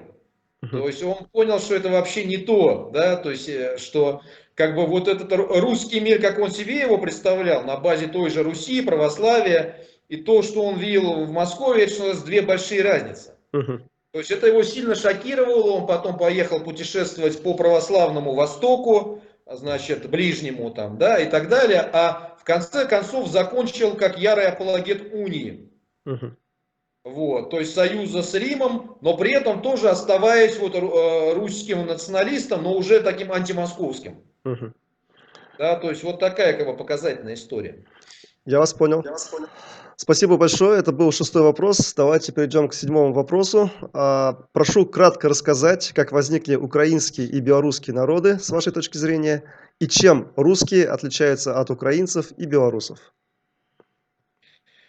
Ну, если говорить про формирование именно модерных наций, украинской и белорусской, то это 19-20 столетие. То есть это период, когда они принимают это название. Вот эти названия, да, то есть опять же, то есть, скажем, рассматривая это как аргумент там русских националистов, которые, да и, собственно, вот тот же Путин в своих статьях на эту тему, он говорит, что они себя называли там до там, 19-20 веков русскими. Вот, значит, по этому поводу смешной ролик был небольшой у Дмитра Корчинского, такого яркого украинского националиста, мыслителя. Он говорит, нас спрашивают, почему мы не хотим себя считать русскими. Говорит, отвечаю, очень хотим. Более того, мы и есть русские. Проблема в том, что вы тоже хотите себя считать русскими. Вот, то есть история такая, что действительно вот это название русинов, оно использовалось в разных частях Руси. Но вот как я показал на примере Милетия Смотрицкого, у него было разное содержание. То есть действительно себя называли русинами, рутенами, такое вестернизированное название.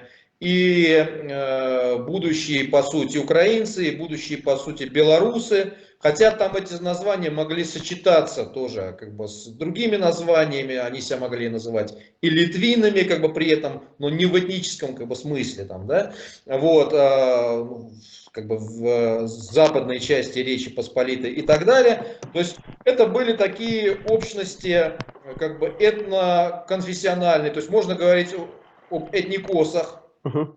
определенных, но они не были консолидированными такими современными политическими нациями.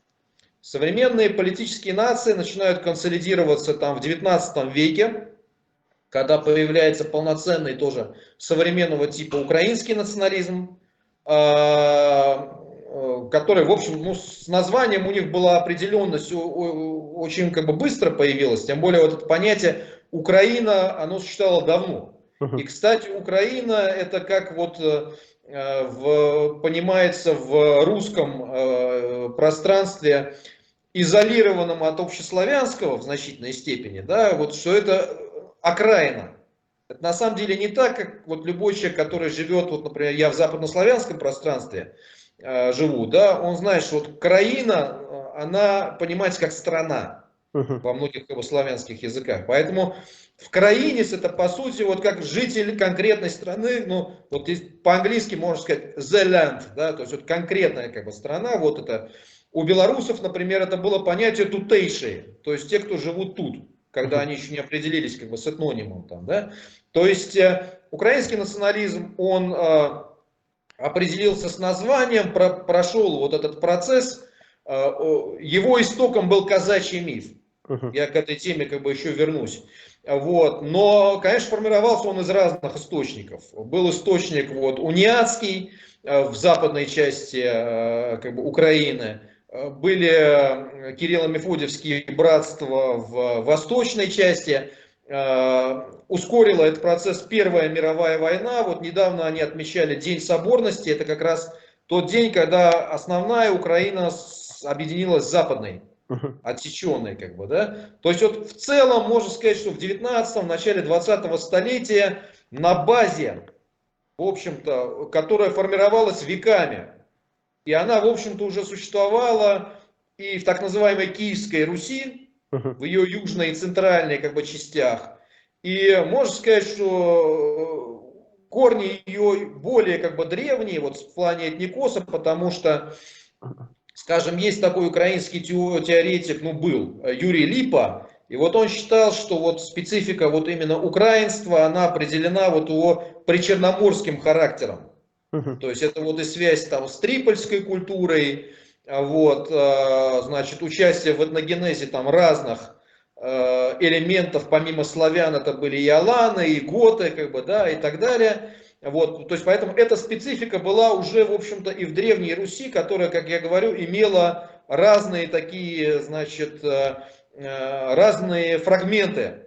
Мгм. Вот. И два выраженных политических центра. Южный, вот вокруг там, ну, даже чуть ниже там Киева и сам Киев, и северный, которые имели вот разную и этническую составляющую, разную этническую этническое наполнение.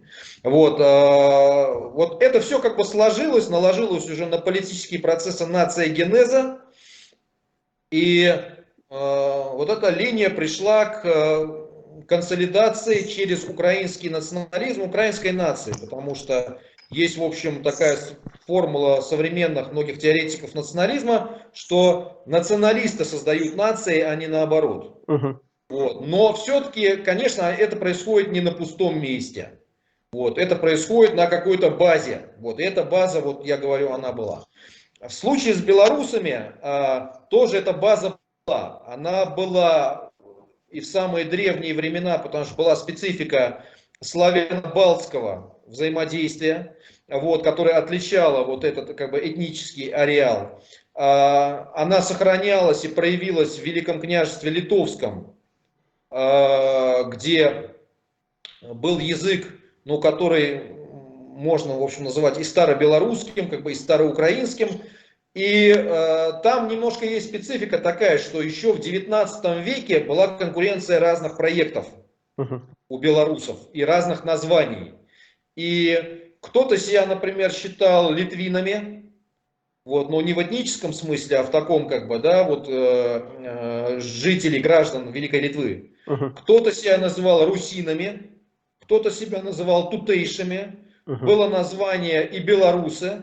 Но вот после провала, вот, поражения этого общего такого литвинского восстания, Костуся Калиновского, тоже, вот я говорю, которое они недавно отмечали, произошло разделение таких национальных проектов, и именно литовский проект в узком смысле этого слова оформился как отдельный, польский тоже консолидировался уже как национальный, а вот остаточный, так сказать, он уже тоже принял название, чтобы не путаться, белорусского проекта. И белорусский именно проект как национальный, он чуть позже, наверное, украинского все-таки стартовал и более проблемно, конечно, шел. То есть мы видим, конечно, что скорости разные, да, Мгм. вот, а это и сейчас как бы ощущается. Но этот старт тоже начался, наверное, вот в начале 20 века у белорусов формирование как нации, но опять же на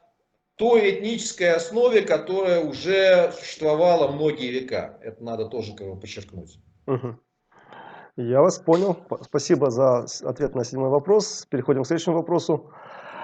Почему русские имперский народ, а украинцы и белорусы не имперские народы? Корректно ли такое утверждение? Ну, оно корректно в отношении вот именно украинцев, белорусов, как политических наций. Мгм. Безусловно, корректно, потому что Мгм. это именно нации, которые формировались как антиимперские, Мгм. на противопоставлении имперскому проекту. А русские, соответственно, как мы с вами выяснились, это по сути те, кто остались вот как бы имперцами, да? Мгм. Вот. И, в общем-то, по большому счету, это то, что сейчас Путин пытается формировать, русский народ как имперский народ, вне зависимости от этнического и конфессионального как бы, там, статуса, хотя понятно на какой там базе, там, которая рассматривается как некий цемент или раствор, как бы, да, вот, объединяющий там, все это. Но при этом, конечно, важно подчеркнуть, и я это упоминал, что вот в формировании этого имперского народа русского, те, кого можно считать там предками украинцев, белорусов или этническими украинцами, белорусами, но при этом не политическими, а проще, наверное, их называть малоросами там, да, и белорусами, они принимали активную, сказать, активное участие и, может быть, даже большее участие, более активное, чем сами великороссы. Мгм. Потому что именно вот русский имперский народ это не в меньшей степени, наверное, продукт усилий и это проект малороссов, чем самих великороссов. Мгм. На что, в общем-то, и указывают вот адепты многие русского мира из числа малороссов. Мгм. Вот. Что это, значит, проект, который нельзя отделить от малороссов ни в историческом, ни в этническом как бы, смысле. Я вас понял. То есть, вот Юрий Долгорукий есть такой человек, вот персонаж. Вот что про него можно сказать? Это вот в том плане, что он малорос, украинец, то есть откуда он, как он в Москве оказался и так далее. Почему что вы можете про него сказать вот в этом плане, именно в том ключе, в котором вы до этого говорили. То есть вот имперский Я проект и понял так вас. далее. Мгм. Ну, смотрите, это вот как бы, если еще отматывать глубоко там, да, историю, кто такие русские или русины там, да, вот Мгм. как вот жители Древней Руси, которые приняли вот это самосознание там и самоназвание, это фактически те, кто оказались под Русью. Мгм. Да, то есть вот Русь это, собственно, та варяжская дружина, которая пришла во главе с Рюриковичами. Причем при этом неважно, вот был ли Рюрик там реальный, это сейчас оспаривается или нет. Был ли Рюрик неизвестно, но то, что Рюриковичи были, это факт, как бы, да, вот в истории это часто так как бы работает. И вот эти Рюриковичи, они, собственно говоря, вот в моем понимании, были русами в узком смысле этого слова. Мгм. То есть вот Юрий Долгорукий, он был Рюриковичем. Мгм.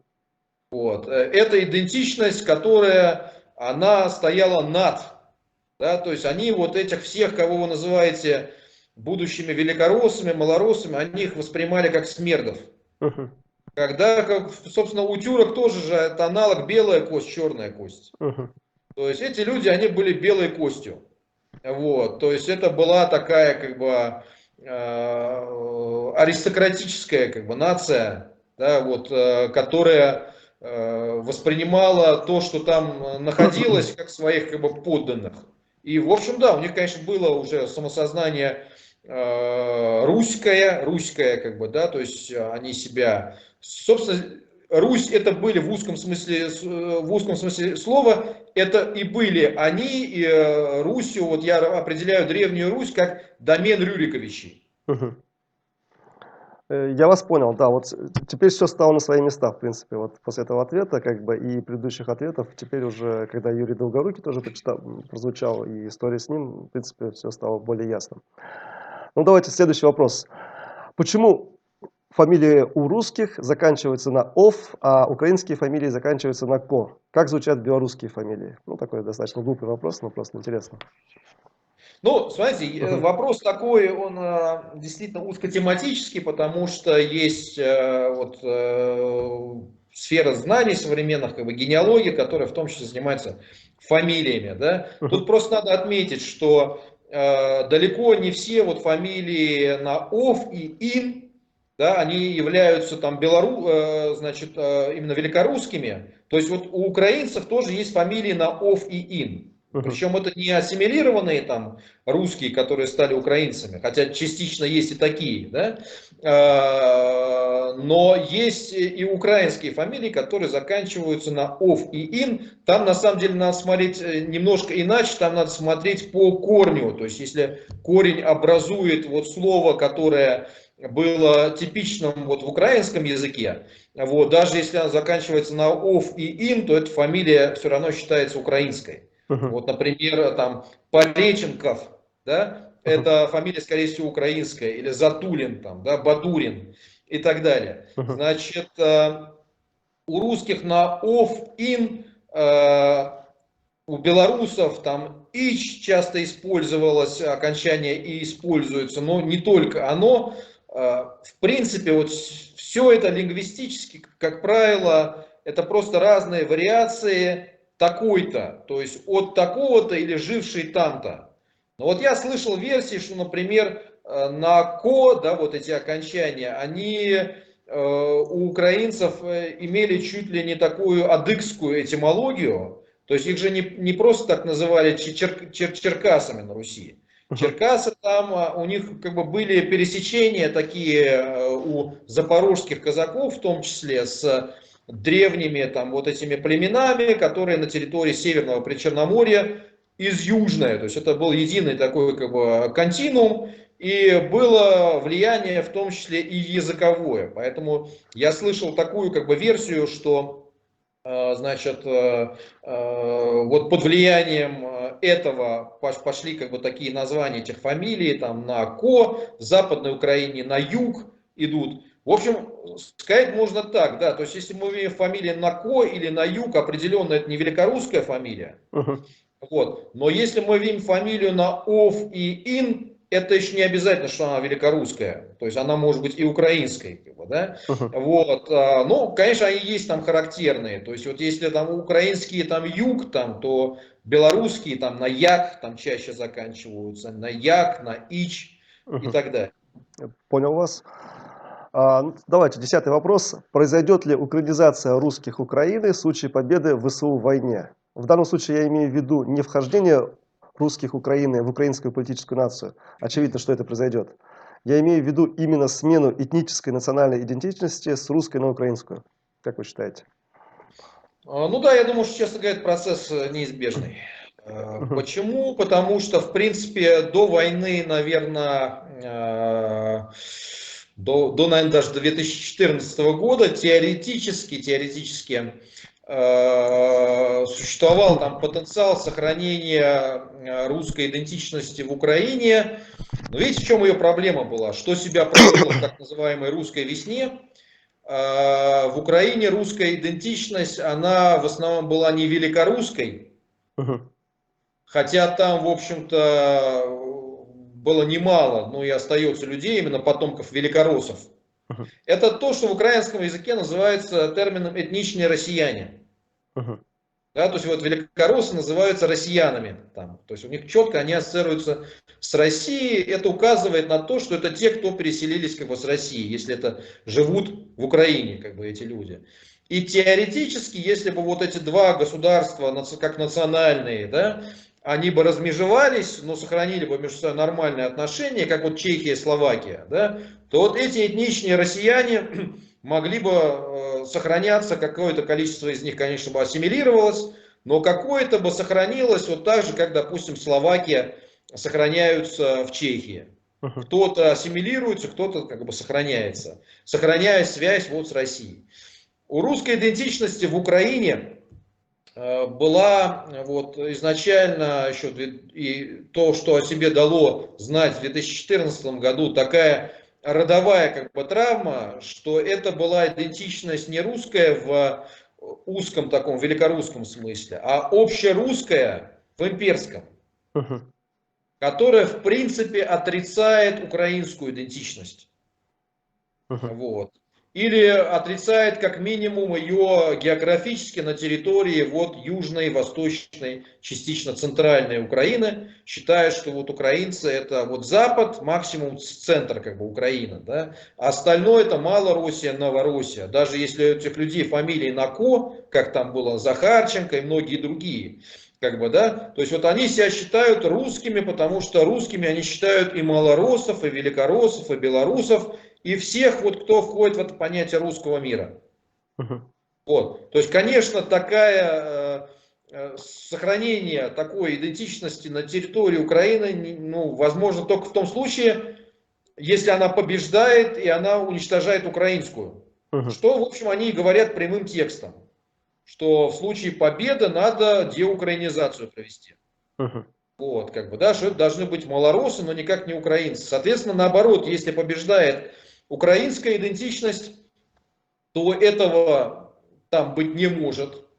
Как бы, да, и когда Зеленский говорит об этом на украинском языке, что россияне должны уехать, если они как бы россияне, то есть тут четко как бы имеется в виду там вот связь с русским миром, с Россией, которая отрицает существование украинской идентичности украинского государства. Соответственно, это симметрично Мгм. по большому счету. А ну вот если рассуждать о том, что могли бы сохраниться там вот россияне, русские, как великороссы, Мгм.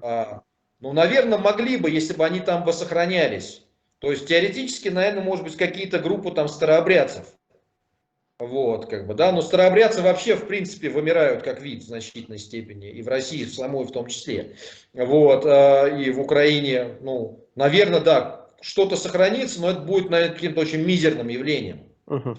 Вот. А в остальном, в основном, я думаю, да, или они уедут в Россию, или они ассимилируются, станут украинцами. Мгм. Так же, как, в общем, происходит ударными темпами ассимиляции этнических украинцев в России. Мгм. Я вас понял. Ну вот по поводу этнических украинцев в России, я думаю, что просто значительная их часть, она просто как бы предпочитает не говорить, что они украинцы, в связи с тем, что победа идеологии русского мира и так далее, и так далее. То есть, как бы, вот такой момент тоже есть. Следующий вопрос. Что вы можете сказать про войну, которую начал Путлер 24 февраля 22 года? Ну вот как раз мы, наверное, не зря так много говорили, да, Мгм. вот, потому что то, что мы проговорили уже, помогает понять корни вот этой войны. То есть Путин пытается, я категорически не согласен с теми, кто считает, что вот эта война просто, она необъяснима, это какая-то там, значит, психопатология, или там Путин, как говорят навальнисты, начал войну, чтобы его не спрашивали про его дворцы, там, да, золотые ёршики там, и так далее. Но это такой инфантилизм, конечно. Цели войны Путиным проговорены основательно, неоднократно, четко, ясно. Путин, эта война является попыткой переиграть вот, результаты 20 века в части именно нациогенеза украинского и белорусского народов, да и многих других на самом деле. Вот. И сведение вот этой большой исторической России до малой там России, которую он не хочет признавать. Вот это интересно, потому что Путин, что недавно Патрушев, они сказали, Запад хочет сделать из России Московию. Понимаете, вот украинцы часто они говорят, что вот с нами воюет Московия. Но на самом деле надо понимать, что, да, может быть, Московия и является базой, да, вот этой как бы империи российской, но возглавляют ее сейчас выходцы из Питера, у которых Московия для них это как бы как ругательство. Потому что вы вот в таком питерском мифе имперском, Московия это что-то отсталое, это что-то такое как бы провинциальное. А вот Петр прорубил окно в Европу и вот создал большую историческую Россию в границах, вот, которые возникли в 18 веке, значит, которые, вот, сказать, и вернули, да, вот в кавычках эти все владения всея Руси, вот, и расширилась, и, значит, Новороссия, как бы вот там появилась и так далее. А в 20 веке дважды произошла геополитическая катастрофа, вот, в их понимании. Вот, один раз в 17 году, но большевики собрали потом криво-косо, да, как бы им не нравится как. То есть они бы хотели, чтобы собрали, но если уж коммунизм как бы неизбежен, хотя, в общем, они отнюдь не любители, значит, коммунистической идеологии, но при этом любители сталинских практик, как бы, да, то лучше бы, чтобы это было так, как хотел Сталин. То есть включением этих всех республик в состав большой России. Вот. А второй раз катастрофа произошла, когда вот распался Советский Союз как форма исторической России.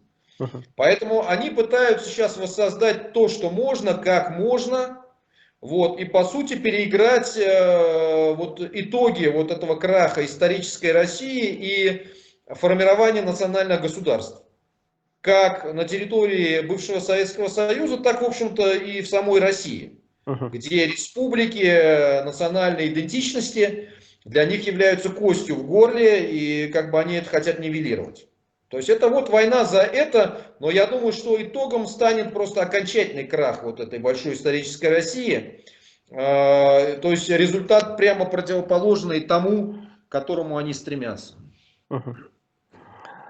Я вас понял, спасибо, очень хороший ответ, да, то есть как бы, ну я в принципе в Фейсбуке на эту тему писал тоже, что типа то, что делает Путин, он по сути уничтожает Россию, то есть он 21 год строил государство, и 24 февраля 2022 года он начал ликвидировать то государство, которое он 21 год строил, собственно. Ну вот, собственно, видите, это как Да. с Иваном Грозным, да? То есть я Ну бы да. сказал, что это повторяется периодически просто, вот какой-то как бы суицидальный русский имперский как бы ген, да? То есть это вот русская сказка про золотую рыбку, старуху, там, старика, да, когда вот хочу быть вот столбовой дворянкой, потом боярыней, а потом царицей земной, ну вот все уже получил, да, а потом бац, надо быть владычицей морской. Вот. И когда вот они предъявили НАТО этот ультиматум год назад, вот, это вот и было «я хочу быть владычицей морской». Да. А результат это разбитая корыто. Все верно, все правильно говорите, да. Следующий вопрос. Так, у нас время еще есть. Да, ну почти 2 часа, но тем не менее, я думаю, мы успеем, осталось не так много. Как-то раз, общаясь с вами в Фейсбуке, я с удивлением узнал, что этнически русские неоднородны и делятся на разные субэтнические региональные группы. И вы предложили очень интересный термин «многоруссия». Вы можете пояснить этот термин и эту мысль про неоднородность русских? Ну, я должен отметить, что термин ввел Алексей Широпаев в 10-е годы, по-моему, это было, может быть, даже раньше, еще в тот период, когда это был один из самых ярких таких русских антиимперских идеологов. Вот. И мои вот те идеи, которые я сейчас высказываю, не полностью, но в значительной степени перекликаются с теми идеями, которые тогда развивал Широпаев. Там было 2 человека, которые были, в общем, такими, наверное, маяками, да, вот соответствующего направления в русской мысли: Широпаев и Хомяков. Петр Михайлович, профессор, с которым я был знаком в 90-е годы, сотрудничал с ним, он входил в совет, возглавляемый мной в конце 90-х как бы, годов организации, потом пошел своим путем. Вот он был тоже таким как бы идеологом этого направления. Его потом убили фактически отравители Навального, то есть это легко как бы прослеживается и стало, значит, известно потом, когда вот Христо Грозев значит, показал вот эти трафики, как они путешествовали по разным местам, было понятно, что они заезжали как раз накануне смерти Хомякова в колонии Льгова, вот в соседний как бы город. Как бы, да?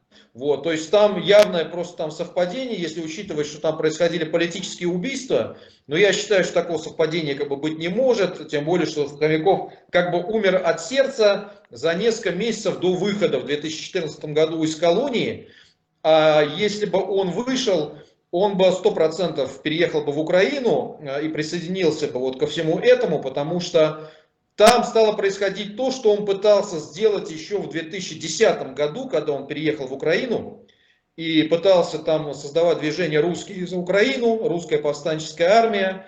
С Корчинским они проводили съезд русской радикальной оппозиции, но тогда там был Янукович.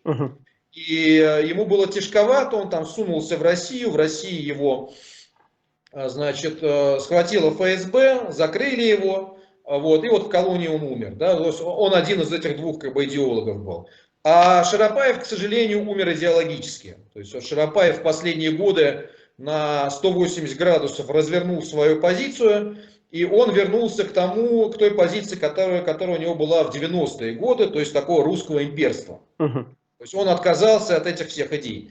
Но он ввел вот этот термин «многоруссия» тогда, и как раз в том контексте.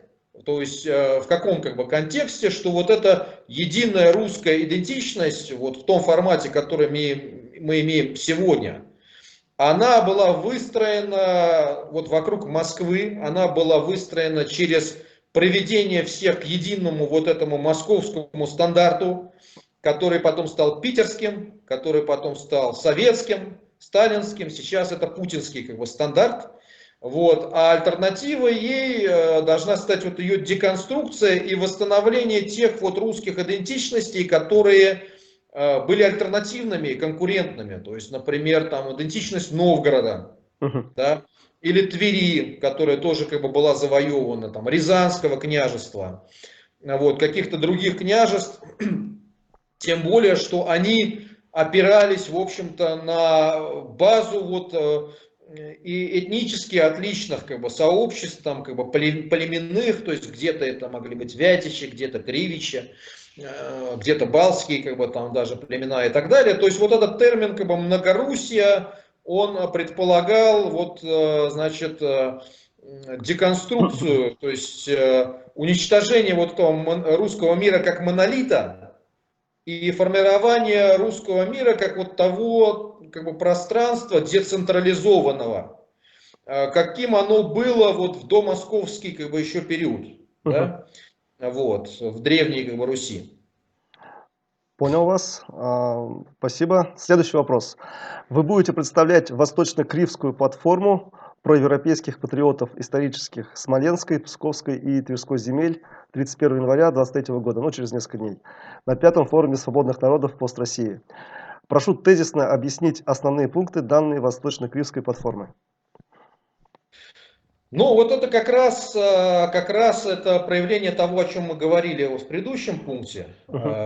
Потому что такое вот форум свободных народов России, или уже пост России сейчас, это площадка, на которой проявились разные национальные движения, проекты регионалистские, в большей степени, конечно, не русские, как бы изначально, да, то есть народов со своим как бы оформленным каким-то самосознанием, таких как татары, башкиры, там, карелы, да, и так далее, и так далее. Потом, например, казачьи националисты туда подключились. Вот. Но в какой-то момент, собственно говоря, начало проявляться вот то, о чем мы говорили, то есть вот, так сказать, признаки появления какого-то многоруссия, да? Вот. И стали оформляться вот и эти проекты. Они на самом деле, нельзя сказать, что они на пустом месте возникли. То есть вот пытаются вот это представить как таким образом, что значит, вот их стали искусственно создавать, как австрийский генштаб искусственно в кавычках создал украинцев.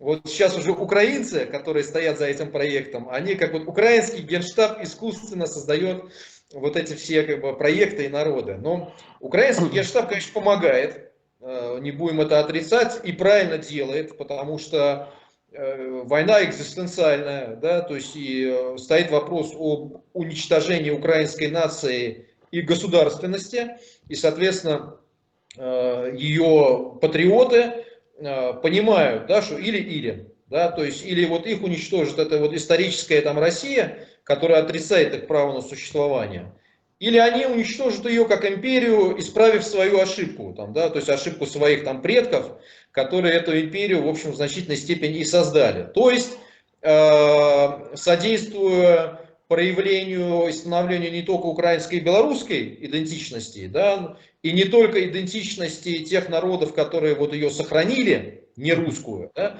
но и вот эта Кощеева игла, потому что ну, куда ни говори, куда ни денься, то есть никуда не деться от того, что да, пусть русских там не 80% России, как говорят там русские националисты, но даже если 70, то все равно это ядро. Да, и вне зависимости от того, сколько там из них реально вот этнические русские, сколько ассимилированы и так далее, это люди так или иначе в массе своей являющиеся носителями вот этого монолитного самосознания русского имперского, к которому сейчас примыкают уже и миллионы там этнически нерусских, да, вот в рамках конструкта этого русского мира. Поэтому, если, скажем, отслоение от него той их части, у которых есть свое этническое самосознание, эта задача тоже непростая, но более легкая, потому что там просто надо включить то, что есть на самом-то деле, вот, то вот все равно останется вот, ну, некий вот монолит внутри. Да? И если деконструкцию это не провести, то все равно снова все соберется. Ну, то есть, либо надо из этого формировать какое-то неимперское национальное там государство, да, вот, что как бы крайне проблематично. Вот, либо надо содействовать, а может быть и то, как бы, да, вот содействовать вот проявлению вот этих как бы проектов, которые возникали как бы сами, но вот в условиях этой путинской спячки, застоя, как бы, да, они просто сникли, и сейчас они начинают проявляться снова. И вот в том числе проект вот этих трех, значит, земельных патриотов, этих трех как бы земель, которые имеют общие корни, каждый свою специфику, но общие корни, то есть которые находятся именно на северо-западе. Это северо-запад как раз вот этой как бы исторической Руси, даже не России еще, как бы, а Руси там, да. Вот, и они примыкают при этом к Беларуси, к, значит, к странам Балтии.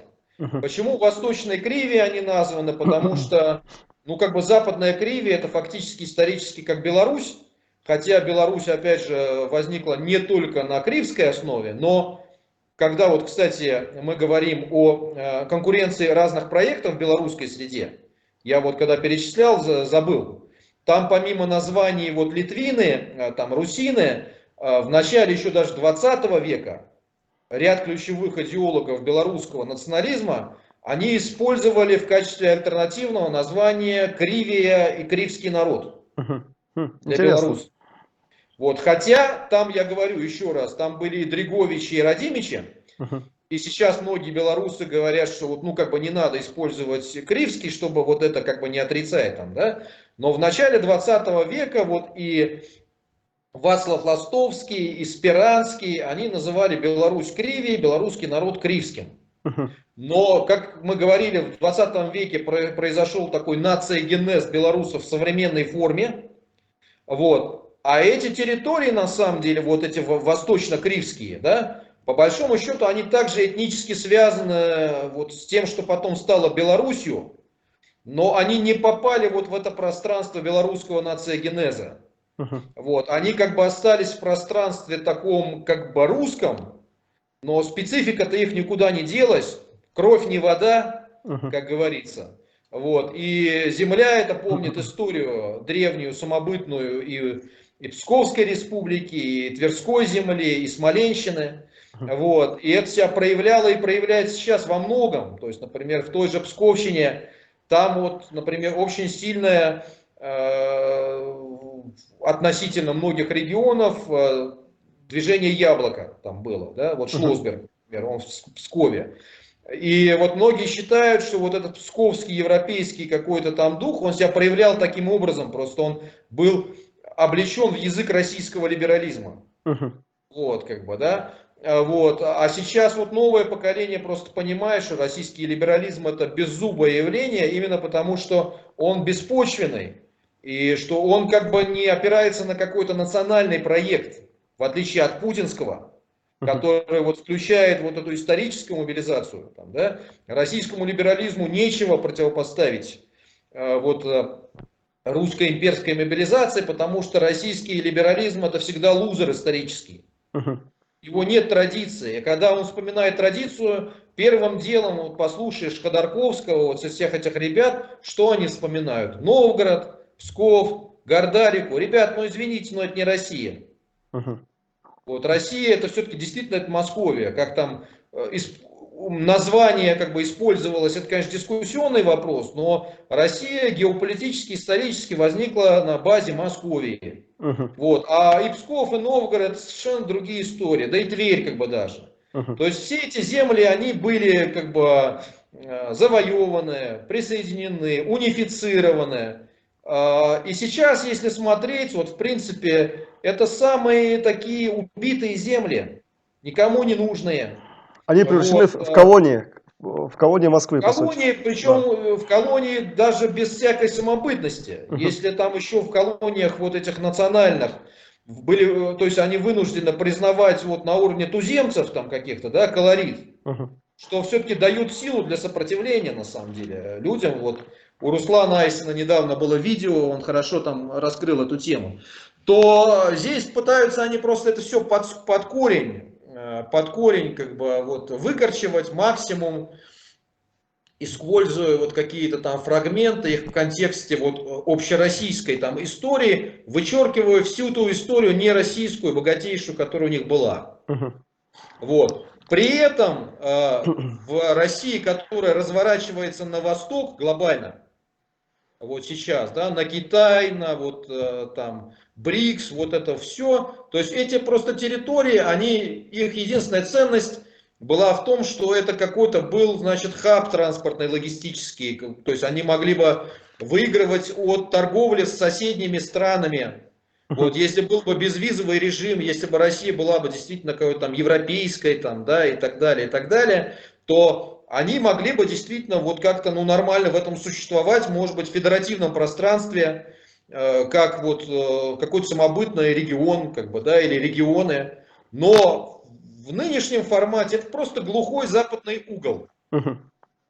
Просто глухой западный угол, поэтому перспективы, конечно, вот в таком сценарии, они очень печальные, но если рассматривать вариант какого-то возможного коллапса геополитического, исторического, у них появляется окно возможностей. И это окно возможностей, конечно, связано с их историей, с их географией.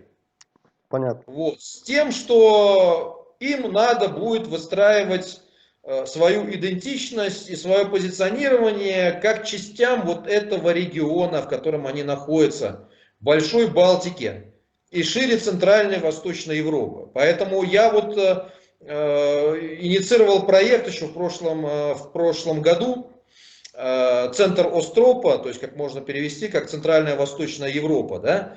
И я, честно говоря, вот это мыслю вот эти все инициативы именно в таком контексте. Я не вижу, честно говоря, там особого потенциала у регионализма в классическом смысле вот в этих областях, потому что там все убито. Это имеет перспективы именно в контексте их, значит, принадлежности к более крупному вот этому региону Большой Балтики и Центральной и Восточной Европы. И именно эту мысль мы будем пытаться там озвучивать. Вадим, понял, спасибо. То есть, небольшой уточняющий вопрос. То есть можно ли утверждать, что потомки большинства людей, которые сейчас живут в современных Смоленской, Псковской и Тверской областях, это потомки кривичей? Значит, в Смоленской более это это более как бы четко. Вот, то есть именно коренные смоляне, которых на самом деле там немало осталось, вот, хоть и пытаются представить так, что там же переселения какие-то и так далее, но что вот интересно, даже вот русская антропологическая экспедиция, которая еще была при Сталине, ну, хотя нет, уже там несколько лет после Сталина, в 54-м, по-моему, году, да, вот, но, в общем, это был вот этот тренд, как бы, еще, да, оно проводило исследования разных вот русских, как бы, ареалов, как бы, вот, этноантропологических, и она выявила своеобразие во многих местах еще тогда, вот, то есть еще в середине 20 века, в том числе и там, то есть этот тип, например, Бунак называл его типом западного великоросса. Вот. Но вот этот западный великоросс, он на самом деле незаметно переходит в восточного белоруса. И наоборот. И это именно потому, что у них, в общем-то, да, это кривская единая закваска. Вот, значит, если говорить о соседних регионах, то вот юг Псковщины, примерно там то же самое. И не случайно эти земли их там пытались вот включить в Белорусскую Народную Республику, даже Белорусскую Советскую Республику. Частично в Западной Тверщине это тоже присутствует, но там уже выраженно появляются и другие как бы субстраты. Вот, то есть там появляются уже, значит, в Псковщине и финские компоненты, и Словения, то есть это уже общий субстрат с Новгородщиной, да. И в Тверской области, Тверская область, там вообще восточная часть, это Тверские Карелы в значительной степени. Кстати, вот Путин оттуда, его предки из обрусевших Тверских Карел. Да? Вот. Но так как у русских, в отличие от башкир, вот института ШЖР нет, вот, то в Башкирии бы сразу бы, так сказать, там было бы все понятно, вот, а вот в России немножко иначе. Да, вот это восточная Тверщина, западная Тверщина, ну там появляются уже там такие тоже добавки там славянские, да, вот, частично, вот там, где, я бы даже сказал, западно-северная, где уже граничит с Новгородом. Вот. Но часть при этом, да, как бы кривская, и они тоже четко артикулируют вот свою кривскую значит, составляющую. Более того, то есть вот, например, современный восточно-кривский проект в каком-то смысле даже вообще он возник в Тверщине. 10 лет еще назад, 10, там 11, может быть, даже лет как бы назад, там было создано объединение Твержа, Тверская Кривия, и что вот очень тоже интересно, туда приезжал это поддерживать один из нынешних ярых идеологов лукашенковского режима, Алексей Дермант. Он тогда приезжал под бело-красно-белым флагом белорусским, который сейчас он призывает запретить. Вот. И вот все эти идеи тогда балтославянской общности поддерживал. А сейчас это ярый такой евразиец, сторонник слияния с Китаем, Кореей, как бы, да, то есть русского мира. Ну вот видите, какие перипетии. Я вас понял. Давайте я сейчас углубляться не буду, потому что у нас уже более 2 часов идет интервью. Еще у нас осталось 2 вопроса. Русские способны перестать быть имперским народом и, в кавычках, стать ближе к Европе? Или для того, чтобы они перестали быть имперцами, надо, чтобы русские регионализировались и сменили идентичность с русской на другие идентичности? Как вы считаете? Очень тяжелый вопрос. Значит, вот этот вопрос, наверное, могут ли русские, точнее, может ли Россия, да, вот русская Россия или там Россия с русскими, как ее там основой, стать европейской страной, да, частью вот там большой Европы? Я отвечаю на этот вопрос нет. Вот, я долго этим занимаюсь, долго думал об этом, и просто я могу смотреть с разных, так сказать, углов зрения, да, и с европейского, и с российского, и четко понимаешь, что вот как бы как это мыслят вот любые русские европейцы, ну не в смысле русские, а в смысле вот российские там европейцы, как бы, да, которые видят Россию как бы вот частью там Европы, да, прекрасную Россию будущего и так далее. Нет. Я думаю, что это изначально как бы проект, ну то есть об этом говорили и многие философы, геополитики, вот европейские, как бы, да, по ту, так сказать, сторону.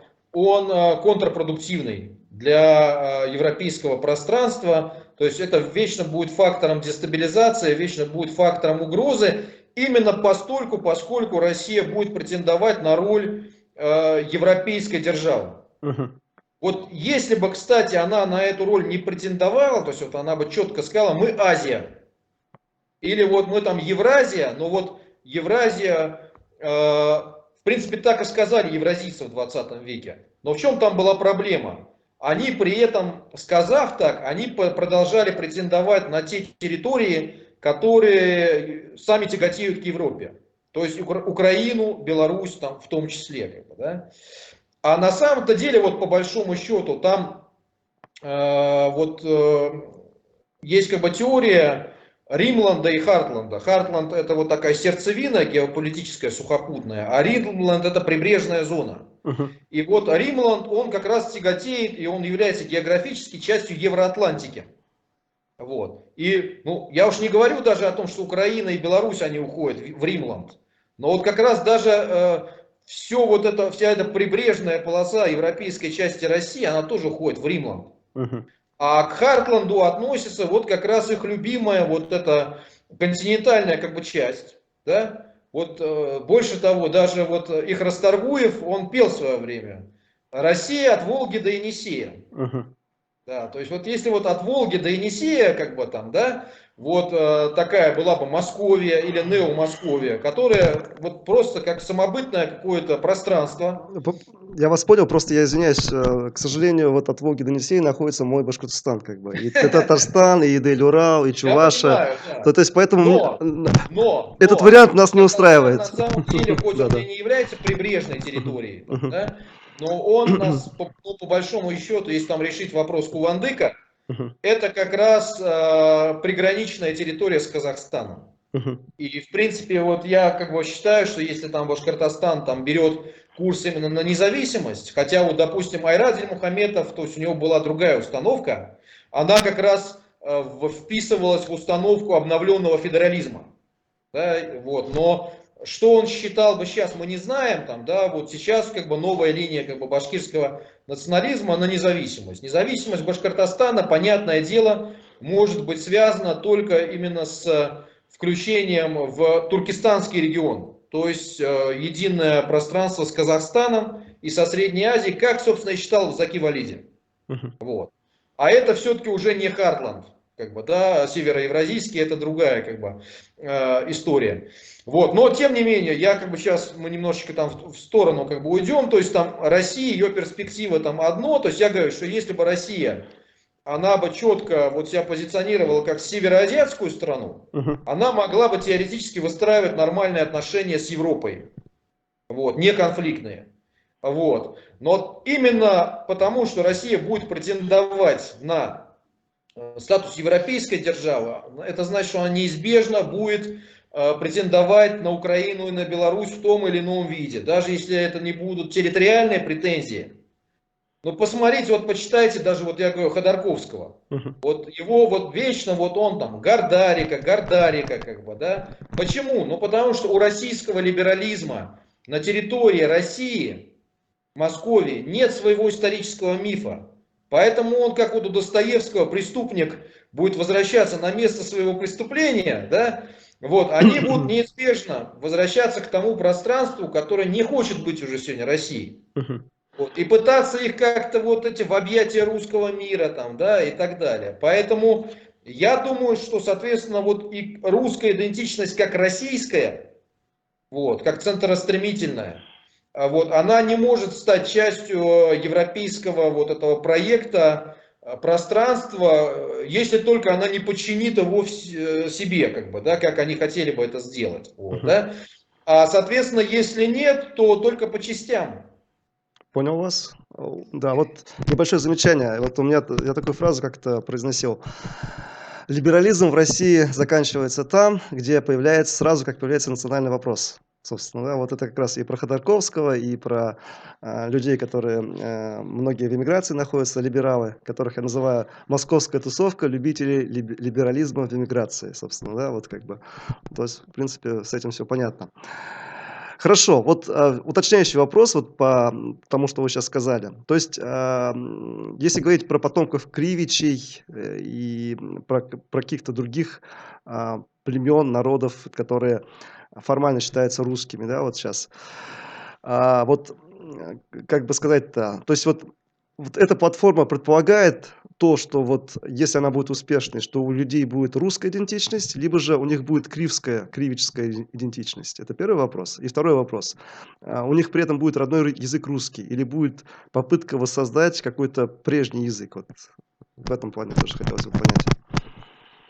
Ну, вот смотрите, специфика этого пространства, да, вот в отличие от Беларуси, как там Западной Кривии, заключается в том, что оно не попало в 20 веке, в веке вообще, может быть, это был там последний уходящий, так сказать, то есть последний вагон уходящего поезда нациогенезов Мгм.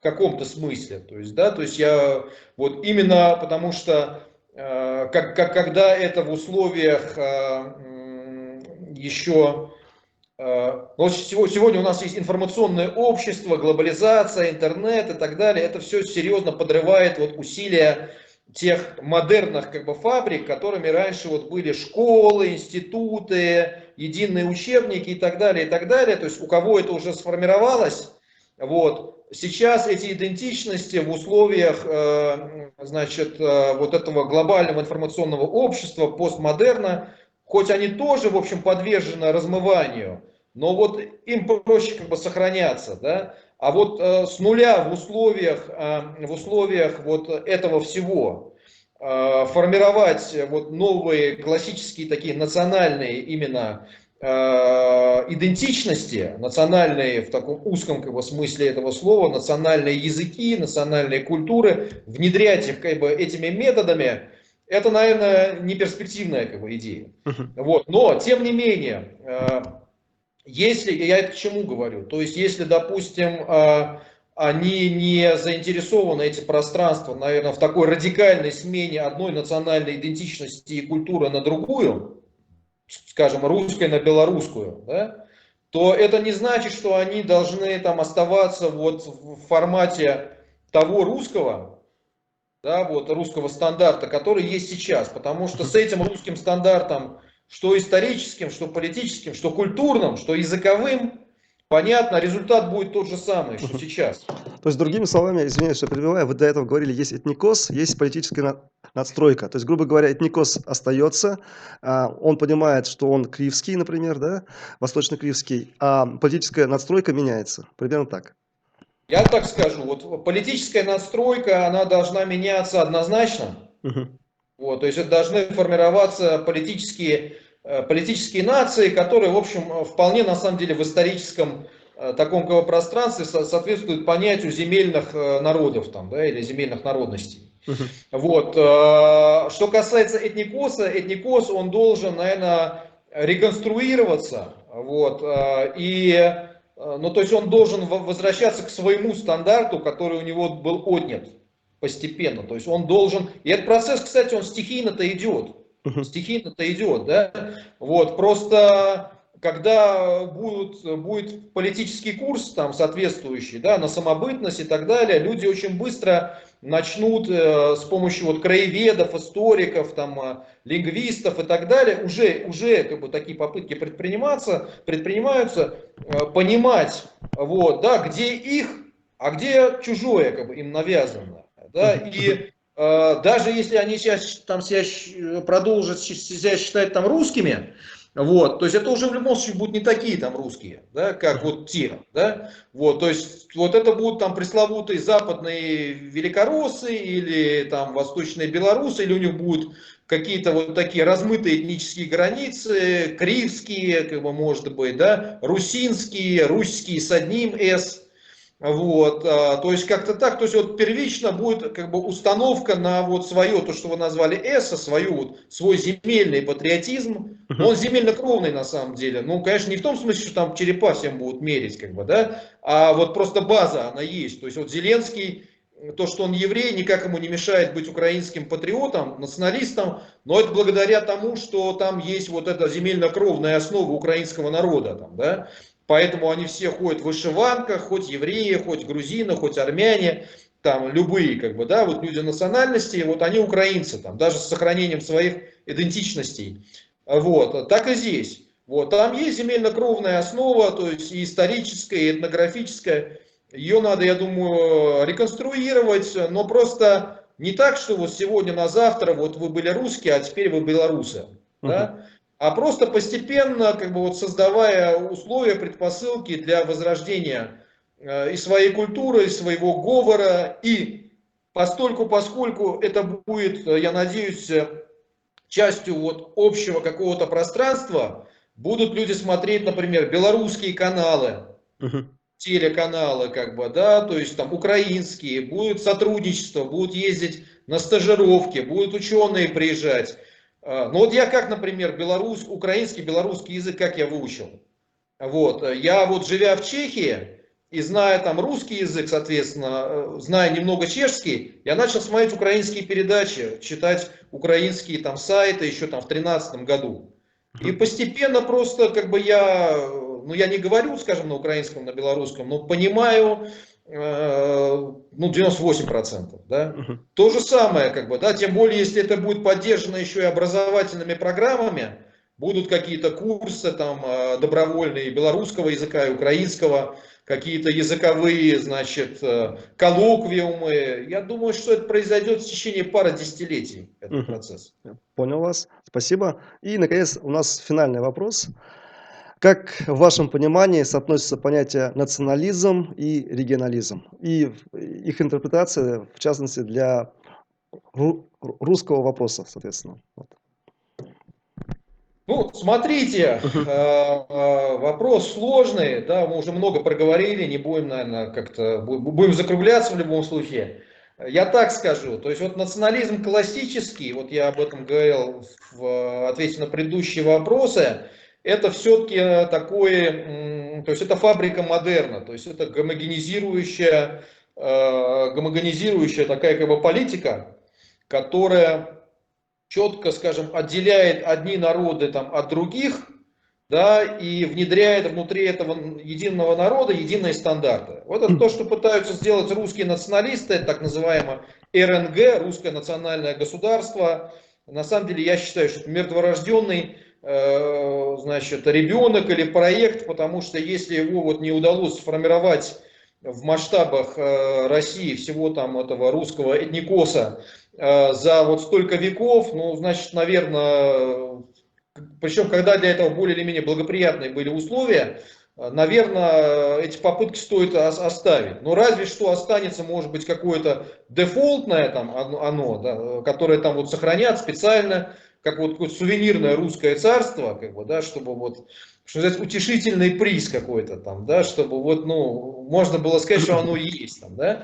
Вот, но если говорить о значит, вот русском пространстве, то национализм для него, я думаю, не работает в классическом смысле, именно как русский национализм, поскольку русский это исторический имперский конструкт. Вот, поэтому, как бы он ни провозглашал, что национализм, этот национализм будет имперским, по сути, и он будет и угрожать другим народам, и на самом деле контрпродуктивен для самих как бы русских. Регионализм в этом смысле более перспективен, но тут тоже как бы надо просто понимать, что этот регионализм, если он будет по такому механическому принципу, что вот, мол, мы все русские, но вот просто по региональному принципу, вот мы как-то вот эти республики, регионы как бы создаются, им нужно больше полномочий, это вот то, что говорит Ходорковский как раз. Они же за это выступают. Вот. Да и Волков, Навальный, вот как бы, да, но при этом как бы вот мы там гомогенный народ, да, то есть вот когда Волков, у него была передача против распада России, и он говорил, что вот на территории от Калининграда до Владивостока живут люди там с одним языком, без диалектов, он говорит, да, которые видят, вот не могут себя представить без того, чтобы Москва не была как бы столицей там их там родины там и так далее, то есть ну хорошо, даже если там переосмыслить более регионалистские вот в таком политическом смысле, но при этом не будет как бы опоры, значит, и на этнику какую-то, как вот мы говорили применительно там, к восточной там, Кривии, там, той же, да, то есть риск того, что это как ртутные шарики, все соберется снова в один большой. Поэтому регионализм тут возможен, но в широком смысле, в европейском. Потому что, скажем, вот в русском пространстве есть такая тенденция регионализм противопоставлять национализму и этнике. Ну, как бы не будем, что называется, указывать пальцами, вот, как бы, да, вот, на представителей таких, как бы, воззрений, но они, как бы, есть там, да, вот, то есть, я считаю, что здесь нужен своеобразный этнорегионализм, то есть, формирование политических наций, вот, но на такой этнорегиональной, как бы, основе, то есть, региональной, да, она может быть полиэтнической, подчеркнем. Даже мы, когда говорим о Тверщине, которая, казалось бы, там мононациональный регион, там вот тверские регионалисты, они говорят, что у нас есть Восточная Тверщина, это карелы. И они на свой герб, проект своего герба, кстати, поставили отдельно герб Тверской Кривии, значит, Новгорода и Тверской Карелии, да, то есть и при этом воспринимают себя как вот единую такую как бы земельную общность, да, политическую нацию. То же самое может быть в других как бы регионах, но все-таки важно иметь вот связь какую-то с корнями этническими там в том числе, при том, что понятно, что в современных условиях это может быть только реконструкцией. То есть это не то, непонятно, что эти современные кривичи это не те кривичи, которые как бы жили тогда, как бы, да, это ясно там, да. Вот, это просто такая зацепка вот, для формирования современных вот, общностей с какими-то историческими привязками. Вот, поэтому я думаю как-то так, да, то есть вот это что-то среднее должно быть. Я бы тут такой бы вопрос задал бы, может быть, еще дополнительный. Вот смотрите, продолжая то, что вы сказали, и потом уже можно закругляться. То есть вот сейчас есть некий русский мир, который строит Путин. Он ассоциируется с империей, с войнами, с войной против Украины и так далее, и так далее. По сути, это русофобский мир, потому что, ну, в том числе умирают русские, как бы, да, и как бы и страдают от этого в том числе и русские. И проблема, наверное, еще в том, что альтернативного русского мира нету.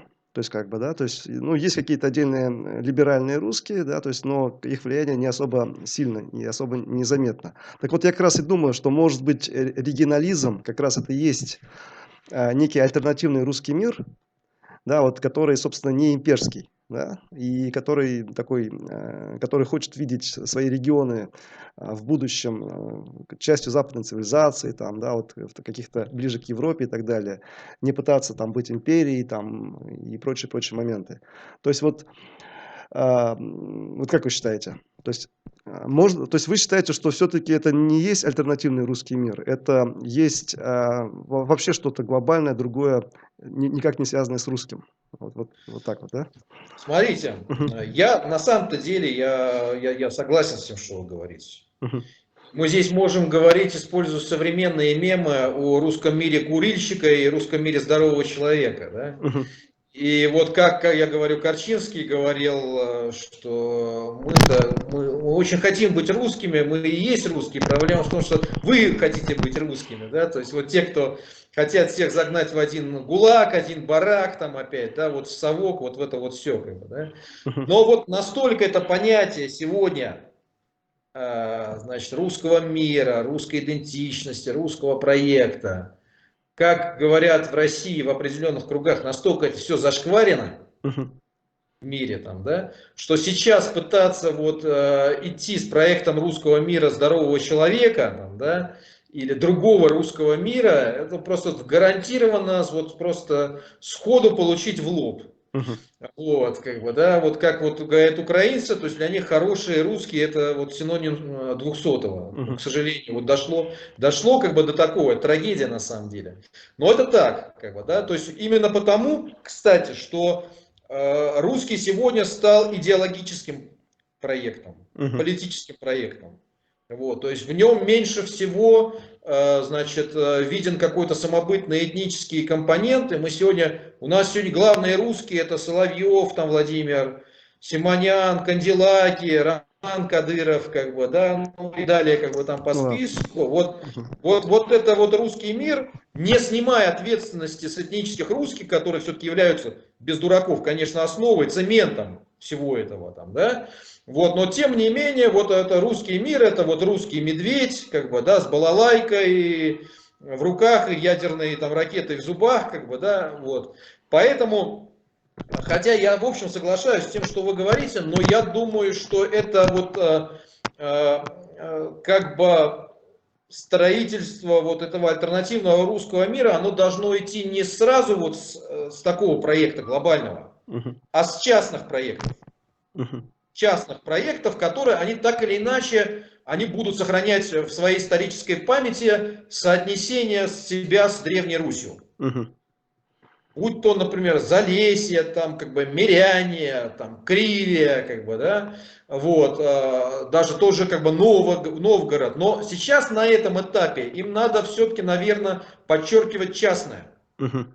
Потому что русское наследие, оно с вами никуда не делится, не денется. Это слишком сильный, как бы, такой задел, там, да, и инерция, как бы, историческая. Мгм. Это останется. И даже тот же русский язык, даже вот в нынешнем виде, как вот такое имперское койно, даже в случае гипотетического распада России, он там будет оставаться долго еще, там, как латынь, да, видоизменяться, может быть, и так далее.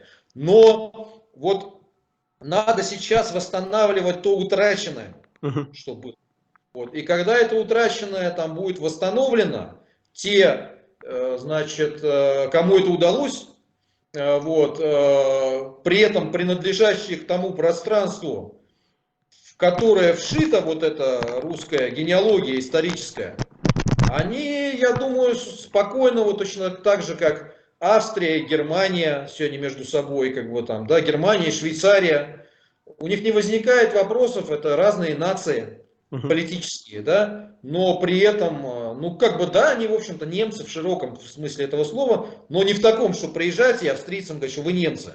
Мгм. Да, они говорят на там немецком языке со своей спецификой, но они австрийцы, как бы, да, вот, вот как-то так. То есть я думаю, что это путь, то есть все-таки сейчас приоритет должен уделяться становлению, не попытке перезагрузить русский мир в целом, а созданию тех, как бы, вот блоков, которые потом сами между собой, как бы, уже смогут какое-то общее наследие переосмыслять, поддерживать, восстанавливать и так далее. Мгм. Я понял вас. Да, я, в принципе, согласен с вами. То есть, как бы, вы абсолютно правильно говорите. Спасибо большое за интервью. Давайте сейчас я вот немножко окошко уберу. А, Хочу сказать, что вот здесь вы видите YouTube-канал Bashkortization, видите телеграм-канал Bashkortization Reloaded, можете подписываться, и группу Башкортстан Хуретер в Фейсбуке. Там, в принципе, есть и картинки, которые посвящены политической теме. Ну и тут видите такой QR-код небольшой. Это у нас было интервью с Вадимом Харуном Сидоровым, очень известным человеком, соответственно, который очень хорошо разбирается в этнических, политологических, этнополитических вопросах. В описании к видео будет ссылка на его статью и его телеграм-канал и вашу статью «Незавершенная революция». Соответственно, и ваш сайт Харун Сидоров, да, там тоже очень много полезной информации, обратите на это внимание. И плюс также будут тайм-коды со временем, там, где описаны все вопросы, которые вот мы задавали. Ну, их формально 15, на самом деле, ну, где-то, наверное, 18 я еще дополнительно задал. Вот все эти вопросы будут в тайм-кодах. Вадим, спасибо огромное. Я надеюсь, это не наша последняя встреча. У нас уже была встреча, по-моему, в 2021 году мы общались. Это был вопрос, связанный с исламом, мы обсуждали. И тогда мы еще договорились, что у нас должен быть серьезный разговор по поводу русского вопроса. Вот, да? Тогда еще я не думал, что начнется война. Видите, началась война, появились дополнительные вопросы. И вот в связи с этим мы эти дополнительные вопросы, которые относятся к русскому миру, и обсудили. А вот для своих, в основном, я надеюсь, башкирских зрителей, я хочу просто пояснить определенный момент. Вот русский вопрос, он принципиален для нас по нескольким причинам. По причинам того, что, в принципе, Путин проводит политику ассимиляции, хочет сделать россиянцами нас, ассимилировать, этноцид, лингвоцид и прочее, прочее. И вот в случае регионализации русских, Мы, то есть сибиряки, уральцы, да, Уральская республика, Сибирская республика, Дальневосточная республика, Кривская республика, еще какие-то Ингерманландия и так далее, да, мы в лице русских будем видеть своих союзников, как бы, да, то есть это уже будут не солдаты Путина, которые за Московскую империю, там, за Российскую империю против национальных меньшинств, да, и так далее. А это уже, соответственно, наши союзники, каждый за свою государственность. Собственно, вот основной мотив, который нужно всем понимать, как бы, да, и в принципе, потому что разнообразие, то есть как бы разнообразие хорошо. То есть когда кто-то пытается всех унифицировать и в единое государство засунуть, это плохо. Собственно, да, вот я исхожу из такого тезиса. И национальные государства это хорошо, империя это плохо. Да, вот достаточно простой такой тезис. Спасибо большое, Вадим. Спасибо. Спасибо. Я надеюсь, мы еще будем с вами встречаться и будут новые интервью. Надеюсь. Спасибо. Всего Всего хорошего. доброго. Всего доброго.